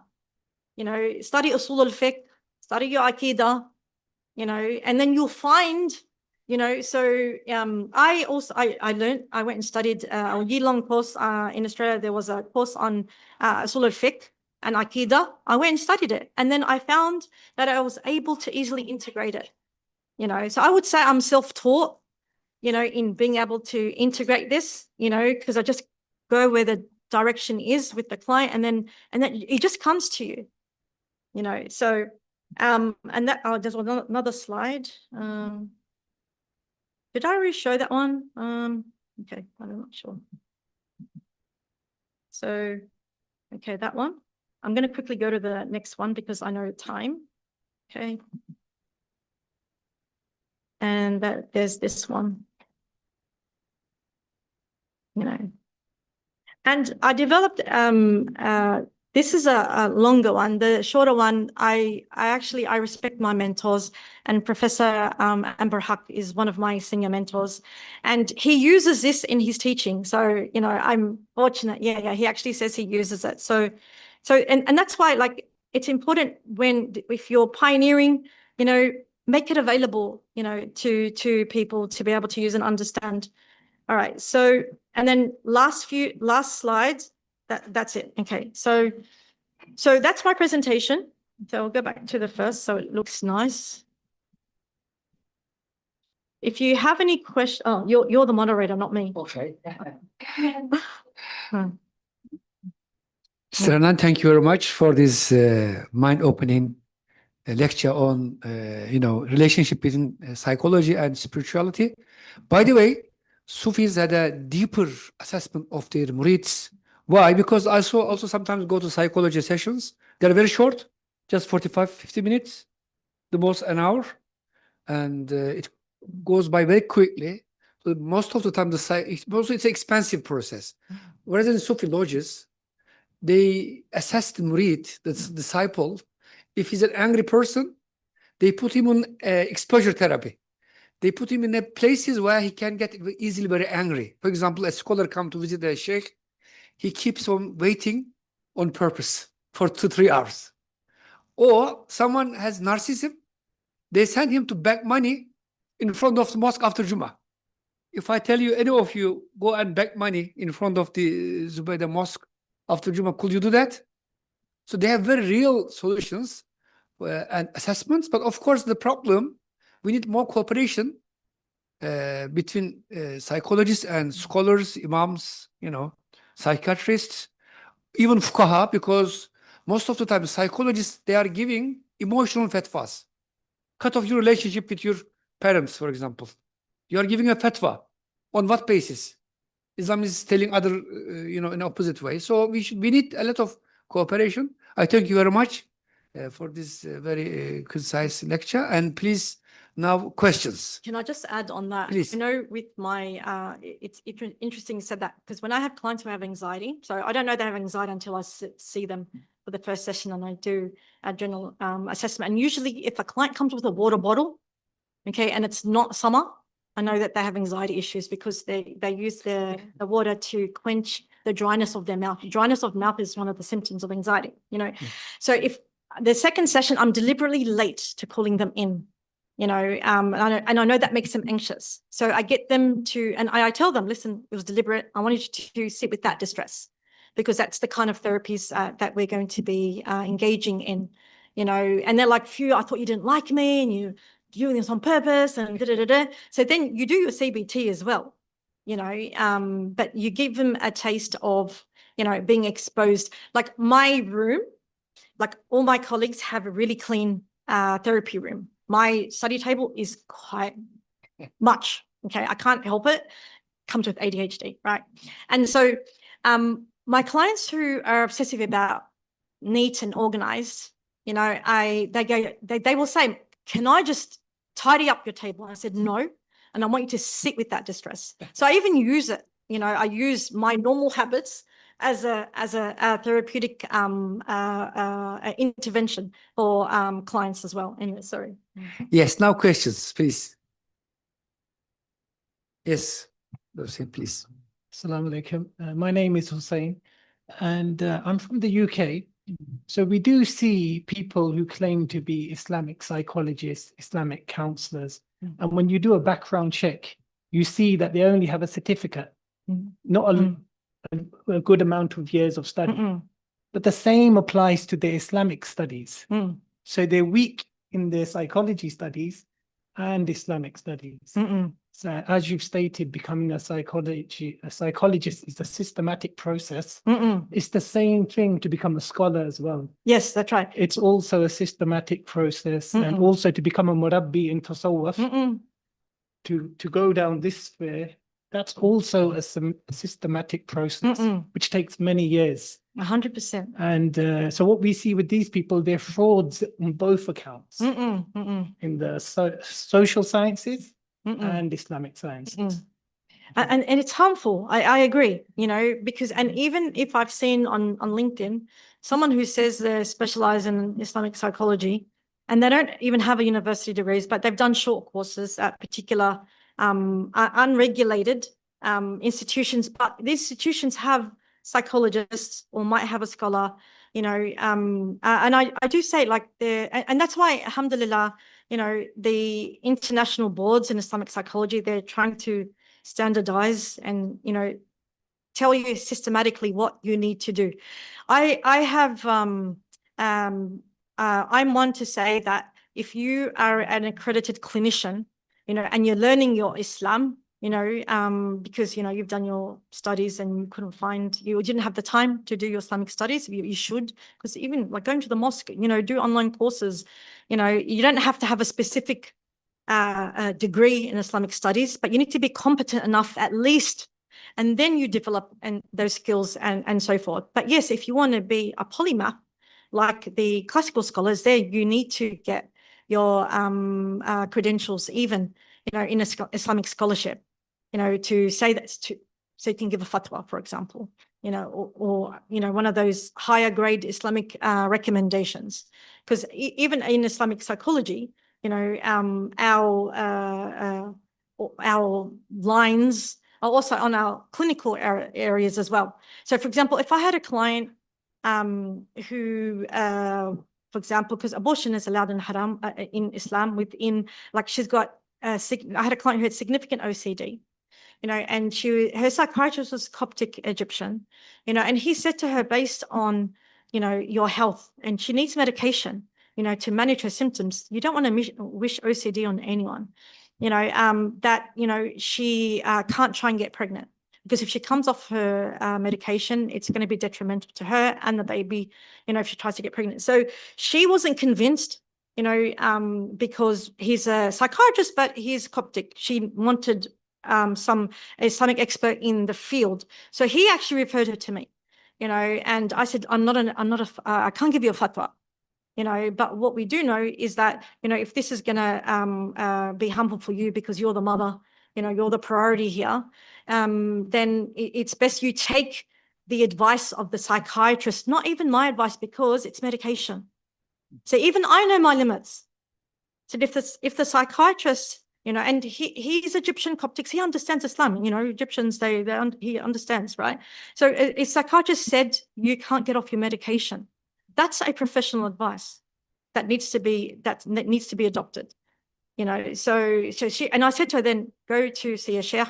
We now have sheikhs in Australia, you know, who are competent in psychology. We've got one in our local area, you know, Sheikh Jamaluddin al-Kiki, you know, and he did his 4-year degrees in psychology, then went to Saudi Arabia and did 6 years to become a sheikh, you know, and now he integrates it and he does, you know, couples counseling, individual counseling, and, you know, from a religious perspective, you know, so we send them, you know, and we have a provisional psychologist as a sheikh now in Melbourne, you know, so if we could get, you know, the integration of those two professions, I think we will go a long way. Like, it's not just psychology in Islam. Like, I know lifestyle, you know, what you eat affects your psychology, you know, as well. It's not just, you know, the mind and the body, it's what you eat, because we know with the food that you consume, people don't know that the gut health is very important, even for their psychological mood or makeup, you know, the ability to make decisions or the ability to feel happy. Serotonin is produced in the gut. Okay, so, and that's why you find clients who are depressed, you know, clinical depression, you know, their self-care is very poor. They don't brush their teeth, you know. And so when I tell them gradually, you know, because you don't want to offend them either, because they're already low mood, but you know, you already know, because once you experience, you know, the profile, right? So I will say, you know, just you know, how's, you know, do you have a shower every day? And, you know, what about you brushing your teeth? You brush your teeth? You know, they say no, maybe once a week. And then I say, did you know, like, if you don't brush your teeth, you know, what you're doing, you know, is swallowing the bacteria into your gut. You know, so you're not able to produce the serotonin, you know, that's important to go straight to your brain. You know, or if they eat a lot of junk food, they're not eating healthy foods. You know, say similarly, if you're eating junk food, you know, then you're not producing, again, the serotonin, you know. So you make it holistic, but this comes from learning and education. So we have to be like those polymaths, you know, but obviously by going to professional development, not listening to the 30-second reels you see, you know, on TikTok and Instagram. You make sure that it's founded on science. That's another thing. We, like, in our line of work, you don't become a clinician without doing research, without understanding research, what is valid, what is not, what is significant, what is not, what is a meta-analysis. If you're just an Islamic spirituality expert, you don't know what is evidence-based, you know, because our clinical work is also empirical science as well, you know. So that's why it's fairly important to be well-versed. But yeah, I do agree. And yeah, so in the UK, I know that happens a lot. I'm up to date, you know, and I do believe it's up to it's actually up to the clinicians, the psychotherapists, and the academics to tell their students. Like, I know when I was I put together the graduate certificate in Islamic psychology, and I told my students, I'm very, very, you know, every few weeks, when you graduate, it doesn't mean anything. It just means you've got a basic understanding of Islamic psychology. So if you got onto this program and you don't have a bachelor's, which is a 4-year degree in psychology, you can't call yourself anything Islamic psychology. You know, this is just an introduction. This is like the first year psychology. You know, so it doesn't give you competency. It's just basic knowledge. So it's actually up to the practitioner. But what we find is that practitioners want to get courses out. You know, they just want to deliver these courses and they don't vet the students, you know. So then you have these students who have certificates in Islamic psychology, which was a year-long course, you know, but it's not a systematic study, you know.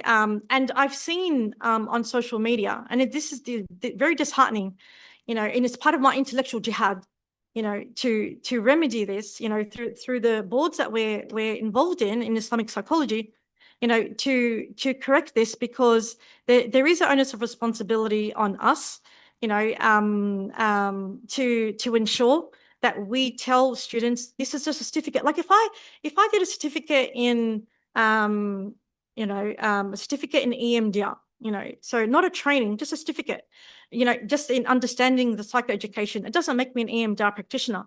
You actually have to go do the 4-day training, right? And then you have to be supervised. You have to have a minimum hours of clients and then do level 2, okay, which is another 4 days, okay? But that means you can practice EMDR within your profession of clinical social work, psychology, so forth, so don't go do EMDR if you're not even in the clinical space. It's very dangerous, yeah, so. Yes, any other question? Sister, please. Okay. Yes. Open the mic, please. Yes. Okay, Yes. can you hear? Oh, Assalamualaikum warahmatullahi wabarakatuh. My name is Khadijah. I am very grateful to have our Madam Hanan to cover this topic. Actually, I've been handling myself. I am a bipolar type 1, still a fighter for 21 years. Maybe you could give sometime. I've been sharing my journey in my TikTok, as well as I've been called to give a sharing knowledge for the IIUM students. And I just got to know there's one case where the student had 22 knives in her hostel. And sometimes when you explain about the nafsu lawamah, mutmainnah, and amarah bisuk, there was someone talking inside me, like, do this bad thing to your mother doesn't love you, and that is like grandiosity, and I have wrong thoughts or delusion, especially grandiose. I always think that I want to fight for Palestinian people. I want to kill the Israel and all that. So what is this kind of thought? Is it from shaitan or my own nafs, my own desire? Or when people will ask me, how do you get this sickness? But you don't look sick. Yeah, because most of the bipolar, they are more on professionals like doctors, lawyers. It happened in Malaysia lah. So maybe you could share some of your thoughts, especially I read Al-Balkhi's book, but it's in Malay lah, but not the Sustenance of the Soul. But they already translated to Malay language. Okay, thank you. Yes, Jazakallah khairan. May Sir, Allah subhanahu wa ta'ala. before you start, any other question? Let's raise hands so I can have a guess. Okay, 1, 2, 3. So almost 4 questions, sisters. I don't Please mind. use the time economically. No, I don't mind. If you need to go at 12, go at 12. I love this. So with bipolar, it's a biochemical issue. So it's not something that you did something environmentally to instigate your bipolar condition. Unlike, for example, if you're depressed, so for example, something happens in your life. So even though depression and mania is part of bipolar, where, you probably failed in your exam, or you lost your job, and, you start to worry about, not being able to support your family, feed your family, you feel devalued, you had status with your role, then you can become depressed, right? So that fluctuates, okay? And, you can get therapy for that, and stabilize those symptoms, okay? So, and enhance lifestyle recovery and so forth. With bipolar, because it's biochemical, it's not something that you're switching on and off. It's without your control. Okay, and Allah subhanahu wa ta'ala is Ar-Rahman Ar-Rahim, and we know this, and He gives us tests and conditions, and He tests our effort. He tests our resilience, with whatever condition it is. Could be mental health condition, could be poverty, could be financial hardship, and so forth. And so with bipolar, medication helps stabilize the mood. And we know that the medication can also affect, because it's quite strong, the liver, you've got to have blood tests and so forth. But that helps manage those symptoms. So when you've got the negative thoughts, you would have a different set of negative thoughts that a typical non-diagnosed client would have. So even someone who is diagnosed with clinical depression, you know, you having bipolar, you don't have the same level of control. Okay, so so I would say you do. I know that you probably see a psychiatrist for medication, but it's important to also see a specialist who's in therapy if the psychiatrist doesn't apply therapy, who can help you with, the mood dysregulation, when it does come. Because again, it's not within your control, so people know, like, about, I think if the figures don't get me wrong, about 20%, up to 20% of people with bipolar commit suicide, because of, it's, again, you wouldn't wish that on anyone. It's very difficult to cope with, it's the manic phases, where they can't sleep, and also then the lengthy, low depressed moods, the erratic behavior, again, not within their control, which is why treatment is important. So the Rasul said, there's a treatment for everything except old age and death. So even for recently, 2 months ago, when I did training in EMDR 2.0 by Dutch experts, there is treatment for borderline personality disorder that has now been shown to be evidence-based, where 200 clients, borderline personality, we all thought cluster B, there is no change in their behavior. It's a stable behavior over time. So Dutch psychologists, studied 200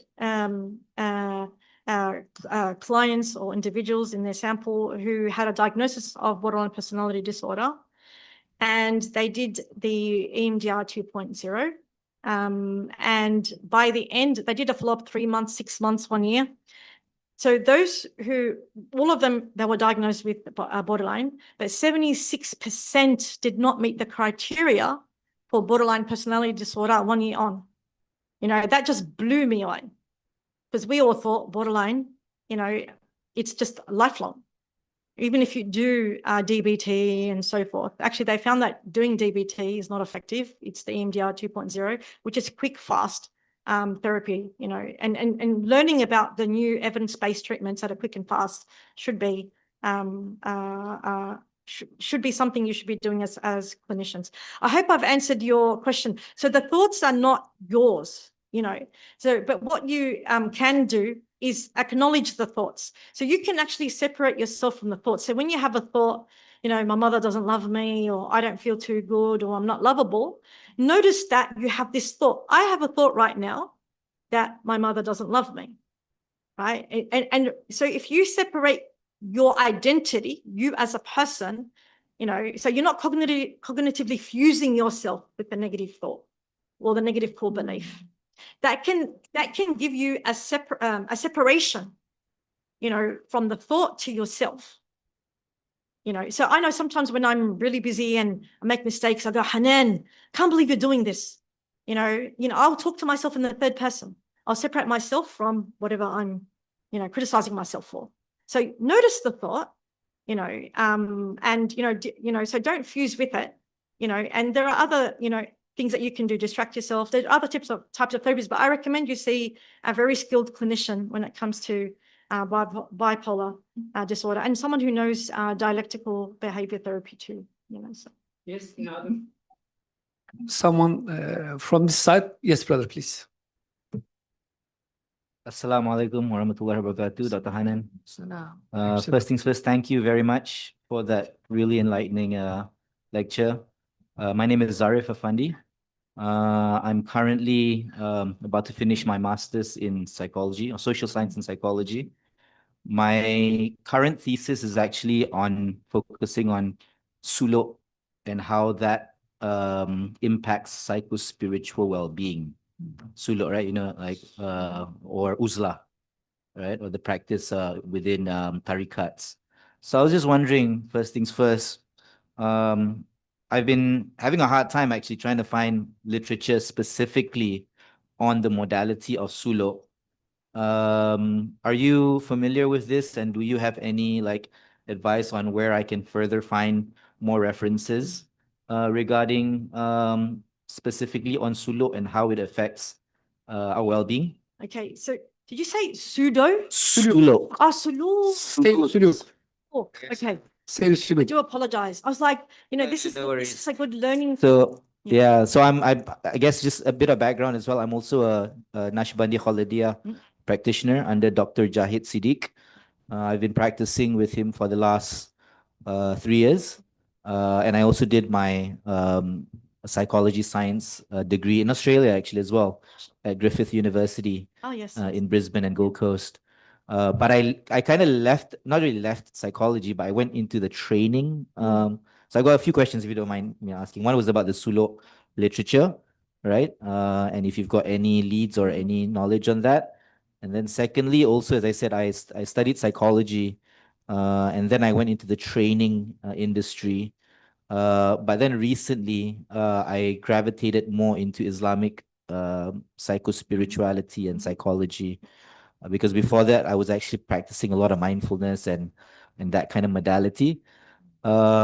What kind of advice could you give for someone who's trying to get into this practice, I suppose? And looking into the difference between, say, clinical support and I guess social or educational support, right? Because I didn't do clinical psychology per se, I did psychology, but I finished my degree there. And right now I'm doing my master's at USIM, University Science Islam Malaysia. So I'm trying to fast track my master's right now. I'm on the final parts of my thesis, and I hope to be doing my PhD after. But because in Malaysia we don't have a regulated like psychology field itself, there's no body per se that regulates. Unlike counseling, in Malaysia we don't have sort of like an accreditation body. So what kind of advice could you give for someone who wants to practice into this field, and the distinction between clinical and like social support or educational support? Okay. Yeah. And lastly, I hope to be able to share with you my book that Inshallah. I'll give you this later. Ah, Jazakallah khairan. Yeah, so I recently published a book called The Seeker's Journey to Inner Well-Being. Nice. Mashallah. It's inspired by one of my favorite authors, which is Buya Hamka, an Indonesian scholar. I don't know whether you've heard of him, right? Very famous Islamic scholar during the 60s, 70s period. So he had a book called Tasawwuf Modern. And this book basically is a modern path towards understanding Islamic mindfulness, Tazkiyatul Nafs, and Tasawwuf. So I hope to share with you as well this book. Jazakallah khairan. Allah Yeah. reward you generously. Thank you very much again, and thank you for your time. Assalamu alaikum. Now, I hope I remember ADHD words. So the first one was about suluk. Yes. Okay, so I would suggest that you speak to anyone in academia. There's one to my left, who knows where their literature is for their tasawwuf and Sufi related psychology literature, because it just might be that hasn't been developed in psychology, right? Yeah, so you will be a pioneer, in that respect, because you've done the undergraduate, postgraduate in psychology, doing further, where you can actually do research, and whether you want to do a research on the concepts, or you want to do actual research with participants, qualitative, quantitative, so usually when I want to conduct a research, I'll see what's out there and see, then systematically how I can propose that as a thesis or area of study. And then the next hard part is the supervisor, trying to get an academic supervisor to assist you as well. And it just might be that the supervisor is not an expert in the area, which is fine, but someone who supports you. Yeah, my two supervisors, coincidentally for this, doesn't have a tariqa or a tasawwuf background. Yeah. They have a psychology background, of course. Yes. Dr. Nur Hafiza, her name is, and Dr. Dini. Mm. But so I've had to go different places to look into the tariqa and tasawwuf modality within, and on top of that, there's not too much studies within the psychology lens. There's a lot of studies in tasawwuf and tazkiyatul nafs within the Islamic studies or da'wah studies. but not too much within the Islamic psychological lens or psychology lens per se. But that's a must as well, because, you know, in our deen, we have Islam, Iman, Ihsan.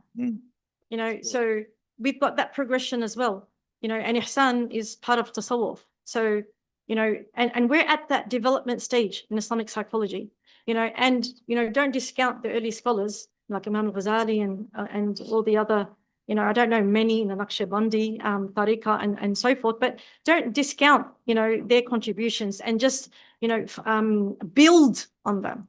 You know, because you won't be creating something unique. Because remember, the Tasawwuf is founded on Quran and Sunnah. So it's like Islamic psychology. We can't come and say this is new unless it's really new. Because classical scholars, you know, they invented, like when I talked about music therapy, they started music. I can't say I'm actually interested in music therapy because I use bilateral stimulation in my sessions. You know, so if I have someone who's quite dysregulated, I will play something like natural sounds or bilateral sounds that go into both hemispheres, you know, it helps them relax, you know, or I have theratappers, you know, I use different types, but that's not a new invention. So you build on what is there and make your study unique. That's the point of the research, you know, and, you know, it's exciting because even if your supervisors are not they're not experts in Tasawwuf, they're learning with you, you know, and then you'll be that pioneer in that space, you know, for us, then we come to learn from you, you know, so, and in relation to the second question in terms of where you want to further your studies. Professional pathway in that sense as well, Yeah. So if you've done a bachelor's in psych and you said a master's in social science. Master's in social science, but focusing on psychology. Okay. Yeah, and I also did a advanced certification on Islamic studies as well. Yeah. Because my bachelor was in social psychology and is double major in psych, but you learn it's not entirely clinical. So you're doing the criminal. You're doing the social psychology, you're doing the political psychology, you're doing a mix, those. Yeah. So that's the non-clinical end. So if you wanted to do the clinical, you could do, like, if you don't want to diagnose, like through the DSM-5, you know, or the ICD-10, then do a master's in psychotherapy and you can eventually become a clinical psychotherapist. You know, so you don't have to do psychology. You know, because, you know, but if you don't do psychology, and you do psychotherapy, there's limits in how you can assess, for example, you know, because even in psychotherapy, I've been actually in Australia, we have brilliant psychotherapists for Muslim, you know, and the way they are person-centered more than how we studied in psychology, you know, is amazing. The way they attune to their clients, it's just, you know, it's a different modality, you know, and or hijabs to psychotherapists, you know, because they're less diagnostic and more with the person. I mean, you can do that even as a psychologist, you develop your own skill and pathway, but psychotherapy has that person-centered approach, which I believe is very important in terms of connection and attunement. So don't just think, you know, a psychology master's, you can do a master's in psychotherapy. And if you don't have a regulation body, you know, in Malaysia, because then there's no reason why you can't, you know, practice, because, you know, you could do your professional development because you've got a master's, you know, in psychology as well. And I remember when I wasn't a psychologist yet, you know, even though I did my first master's in research in psychology, you know, I was still developing programs for the Muslim community about mental health literacy, running programs, running groups.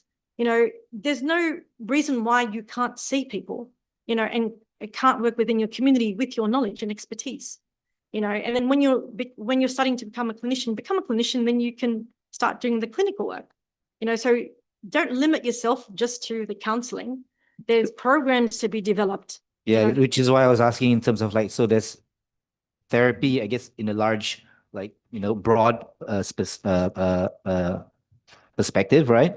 Then you've got like counseling, of course, and then you've got all these, you know, CBT or you know, right? You can run programs, group therapy, and Yeah. you're a man. Mm. You know how hard it is to get men in our field. They're Yeah, like, "Where?" I mean, even in this room, mathematically, there's 19 women and 10 men.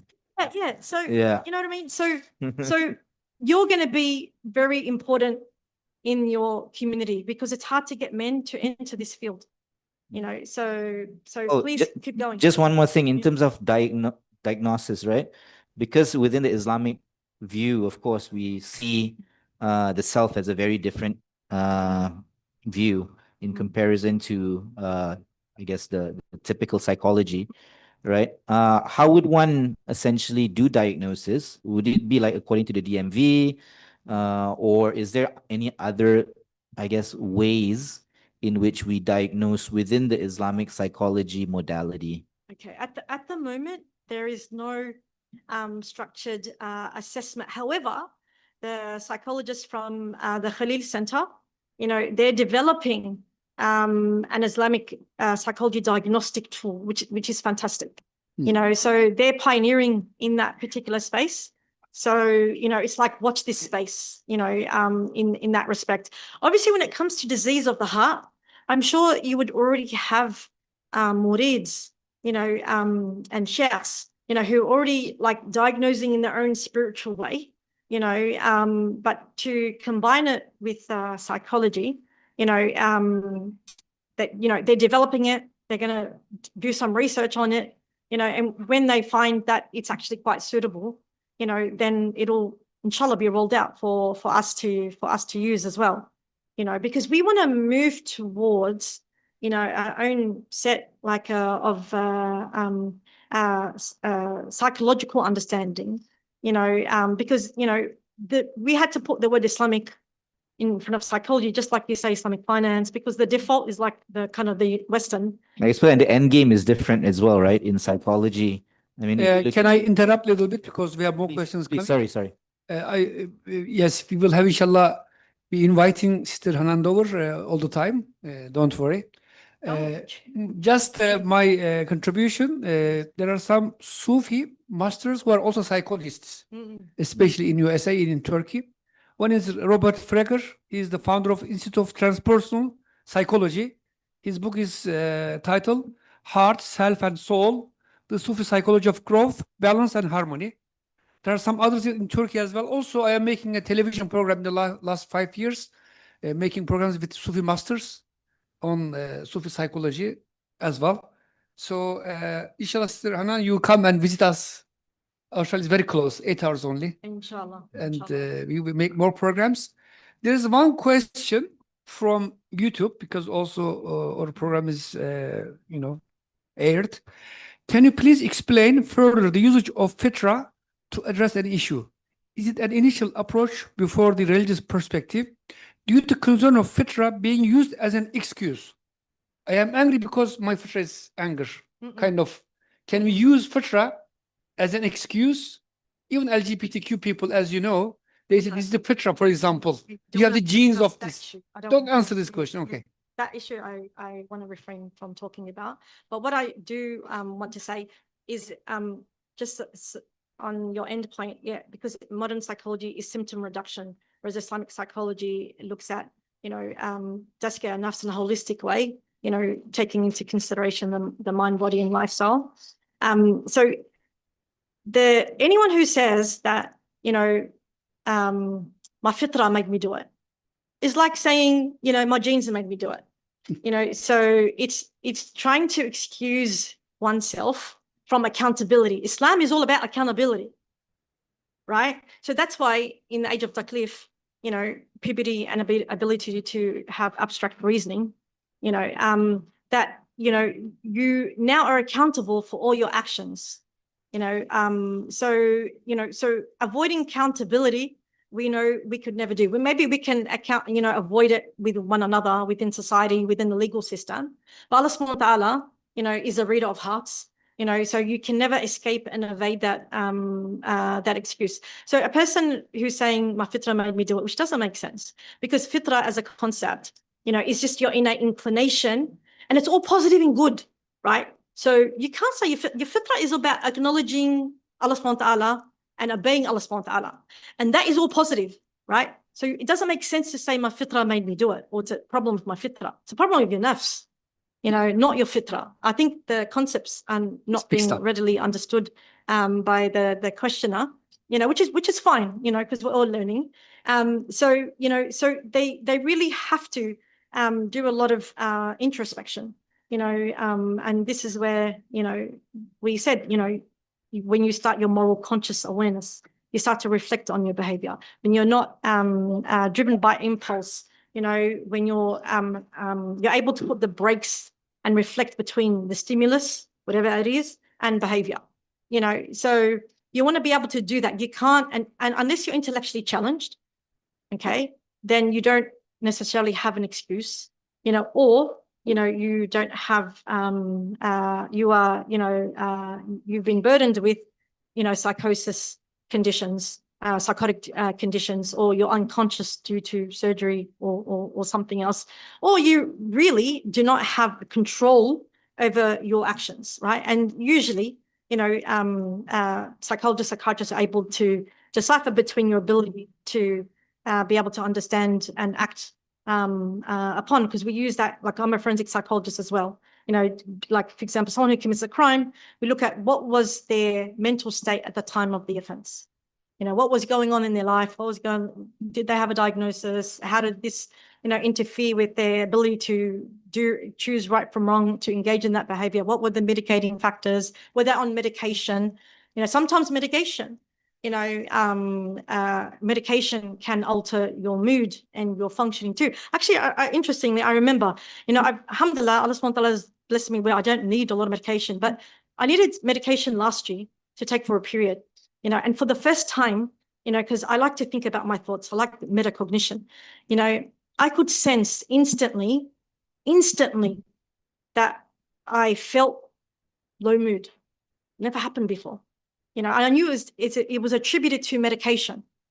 Okay, so medication can have that, effect. And then, it's not within your control, because we know there are side effects to medication as well. But sometimes you still have to take the medication, for the medications to activate, put like antidepressants, you need about 6 weeks till it kind of rolls with the motions. But yeah, so you can't default on, your biology, or your circumstances to deny, yourself from being accountable, because when you hold accountability, it's moral growth, moral and spiritual growth. Who doesn't want that, as well, so yeah, so don't default on making excuses. And if you're not sure, you get support. You don't have to go to a psychologist for that.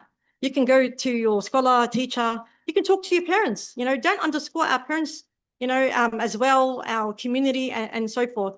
The best, we go to psychologists and therapists, and they're so expensive. I know that. Okay. But, the best buffer to mental health issues, or what decreases mental health issues, is social support. Okay. So if you go and see your therapist, an hour or two a week, you go home and you're alone. So you felt good with your therapist, and you go home, nothing really changes.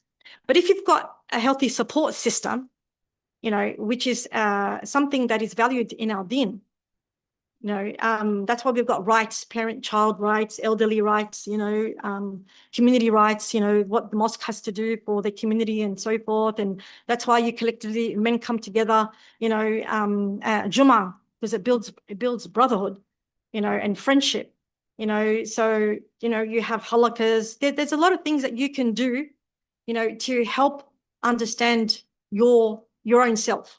But if you're distracted on social media and gossiping and doing, gaming, frivolous stuff, obviously you're not going to have that level of introspection, to try and be self-aware, and then obviously change your understanding of your situation by denying accountability, taking accountability, seeking forgiveness, do tawbah, and also change your behavior, inshallah, if you can.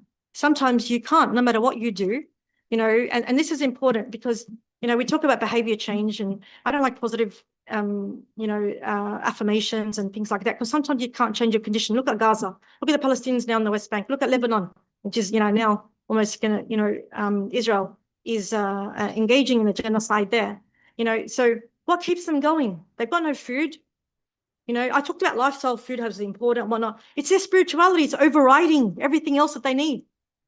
Their commitment to Allah subhanahu wa ta'ala, you know, their faith in Allah subhanahu wa ta'ala, you know, them knowing that with their suffering, and it's unimaginable suffering, you know, because, you know, in there, it's not just there, it's what's happening in the torture, the raping, you know, snipers, everything, destruction everywhere. You know, we know, you know, and there was a study done in the UK about 2 decades ago in palliative care, and they looked at those in palliative care, which the different religious groups who coped better. You know, and what they found was that the Muslim group coped better. The researchers were not Muslim. And they came to the conclusion it's because that Muslims believe when they're suffering, it's a wiping away of sins. So they used their religious understanding to help them cope in a very difficult circumstance. You know, so if you look at what's happening overseas, they're using their man, they know they're suffering. You know, the Allah subhanahu wa ta'ala is wiping away of the sins, and it's so torturous, you know, as well. So yeah, you can still use your spirituality as food for your well-being as well. Concerning nature, كل مولود يولد على الفطرة. Yes, we are born on perfect nature, which is good and positive. But sometimes Ghazali says Allah gives special problems with special people. Some people have drink problem. If you resist drinking, and you are rewarded for this. Some people have anger issues. If you don't get angry, you are rewarded for that. So there are special, exceptional cases as well. And I'll just say the hadith, Abu Hurairah radiallahu anhu, when he said that, the Prophet ﷺ said, every child is born in a state of fitrah. You're born in that state of purity, but it's your parents who then change your environment. Yes. Okay, I don't want to say the exact verse because we might have, you know, non-Muslim audience and they might not understand that second sentence. You know, so it's the environment that plays a role. So our innate nature is pure, but we're influenced by our nurturing and our environment. Yes, nature and nurture. Mm-hmm. Last question, sister, please. Assalamualaikum, Aminah here. I'm a mental health practitioner. I would like to request you to share a case scenario of what you have presented in managing a forensic case. Yeah. Yeah, any example? Any case in forensic psychology, in the forensic no. assessment? I am a psychiatrist. Oh, yes. Yes. I'm just like, would like to have some input from you. Okay. All right. So just say, for example, I had somebody, you know, who was caught shoplifting. You know, so they went to a shopping center and, you know, they shoplifted and they were caught by security.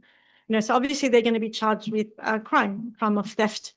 You know, so, you know, when, you know, either if they go to their doctor will refer to me, or their lawyers. Generally, it's their lawyers. And I generally don't write court reports unless it's referred or instructed by a lawyer.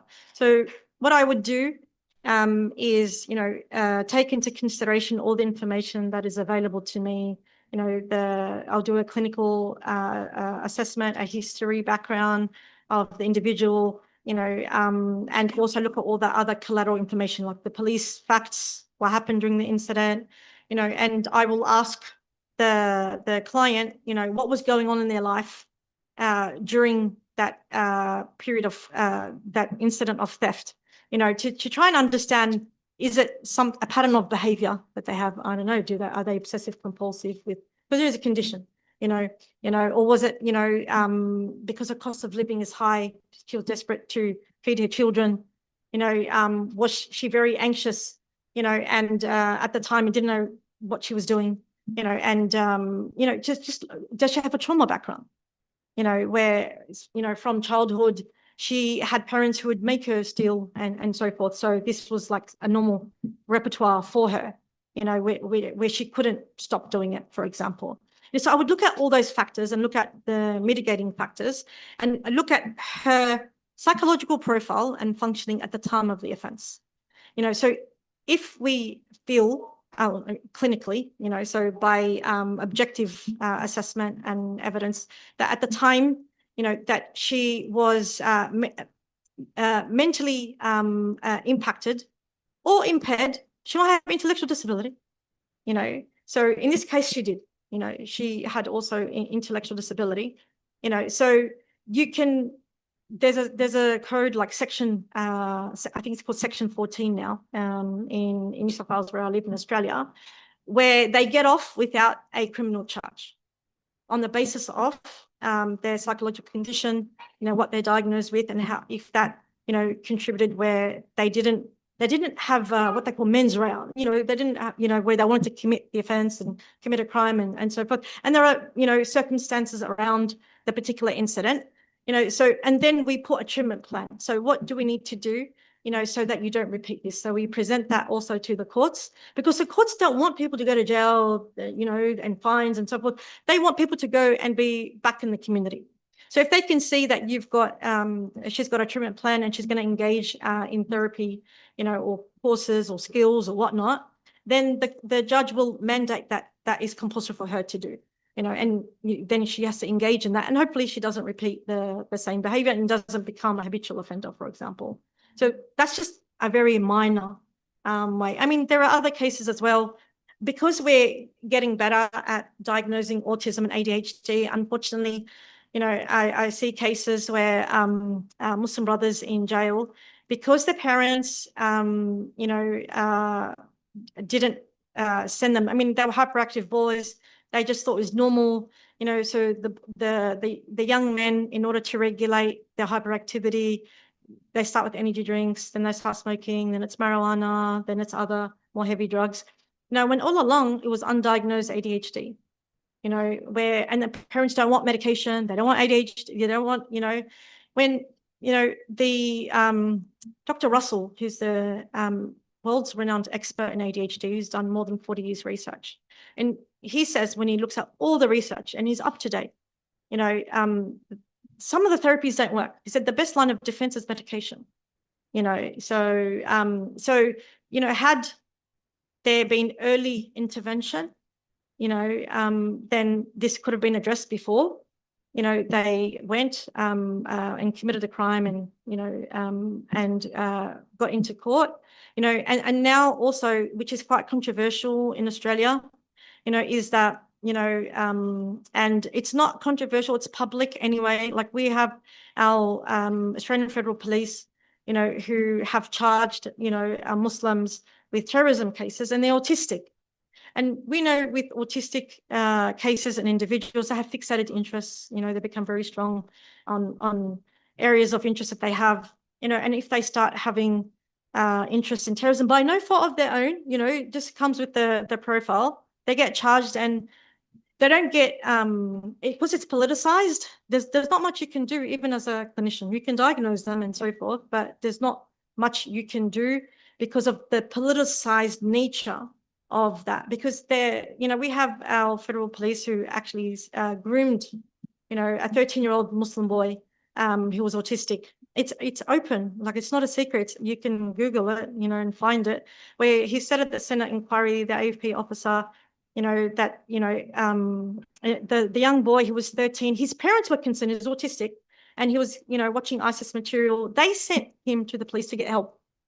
But instead of getting the help, the police, groomed him, waiting to reach 14 to arrest him.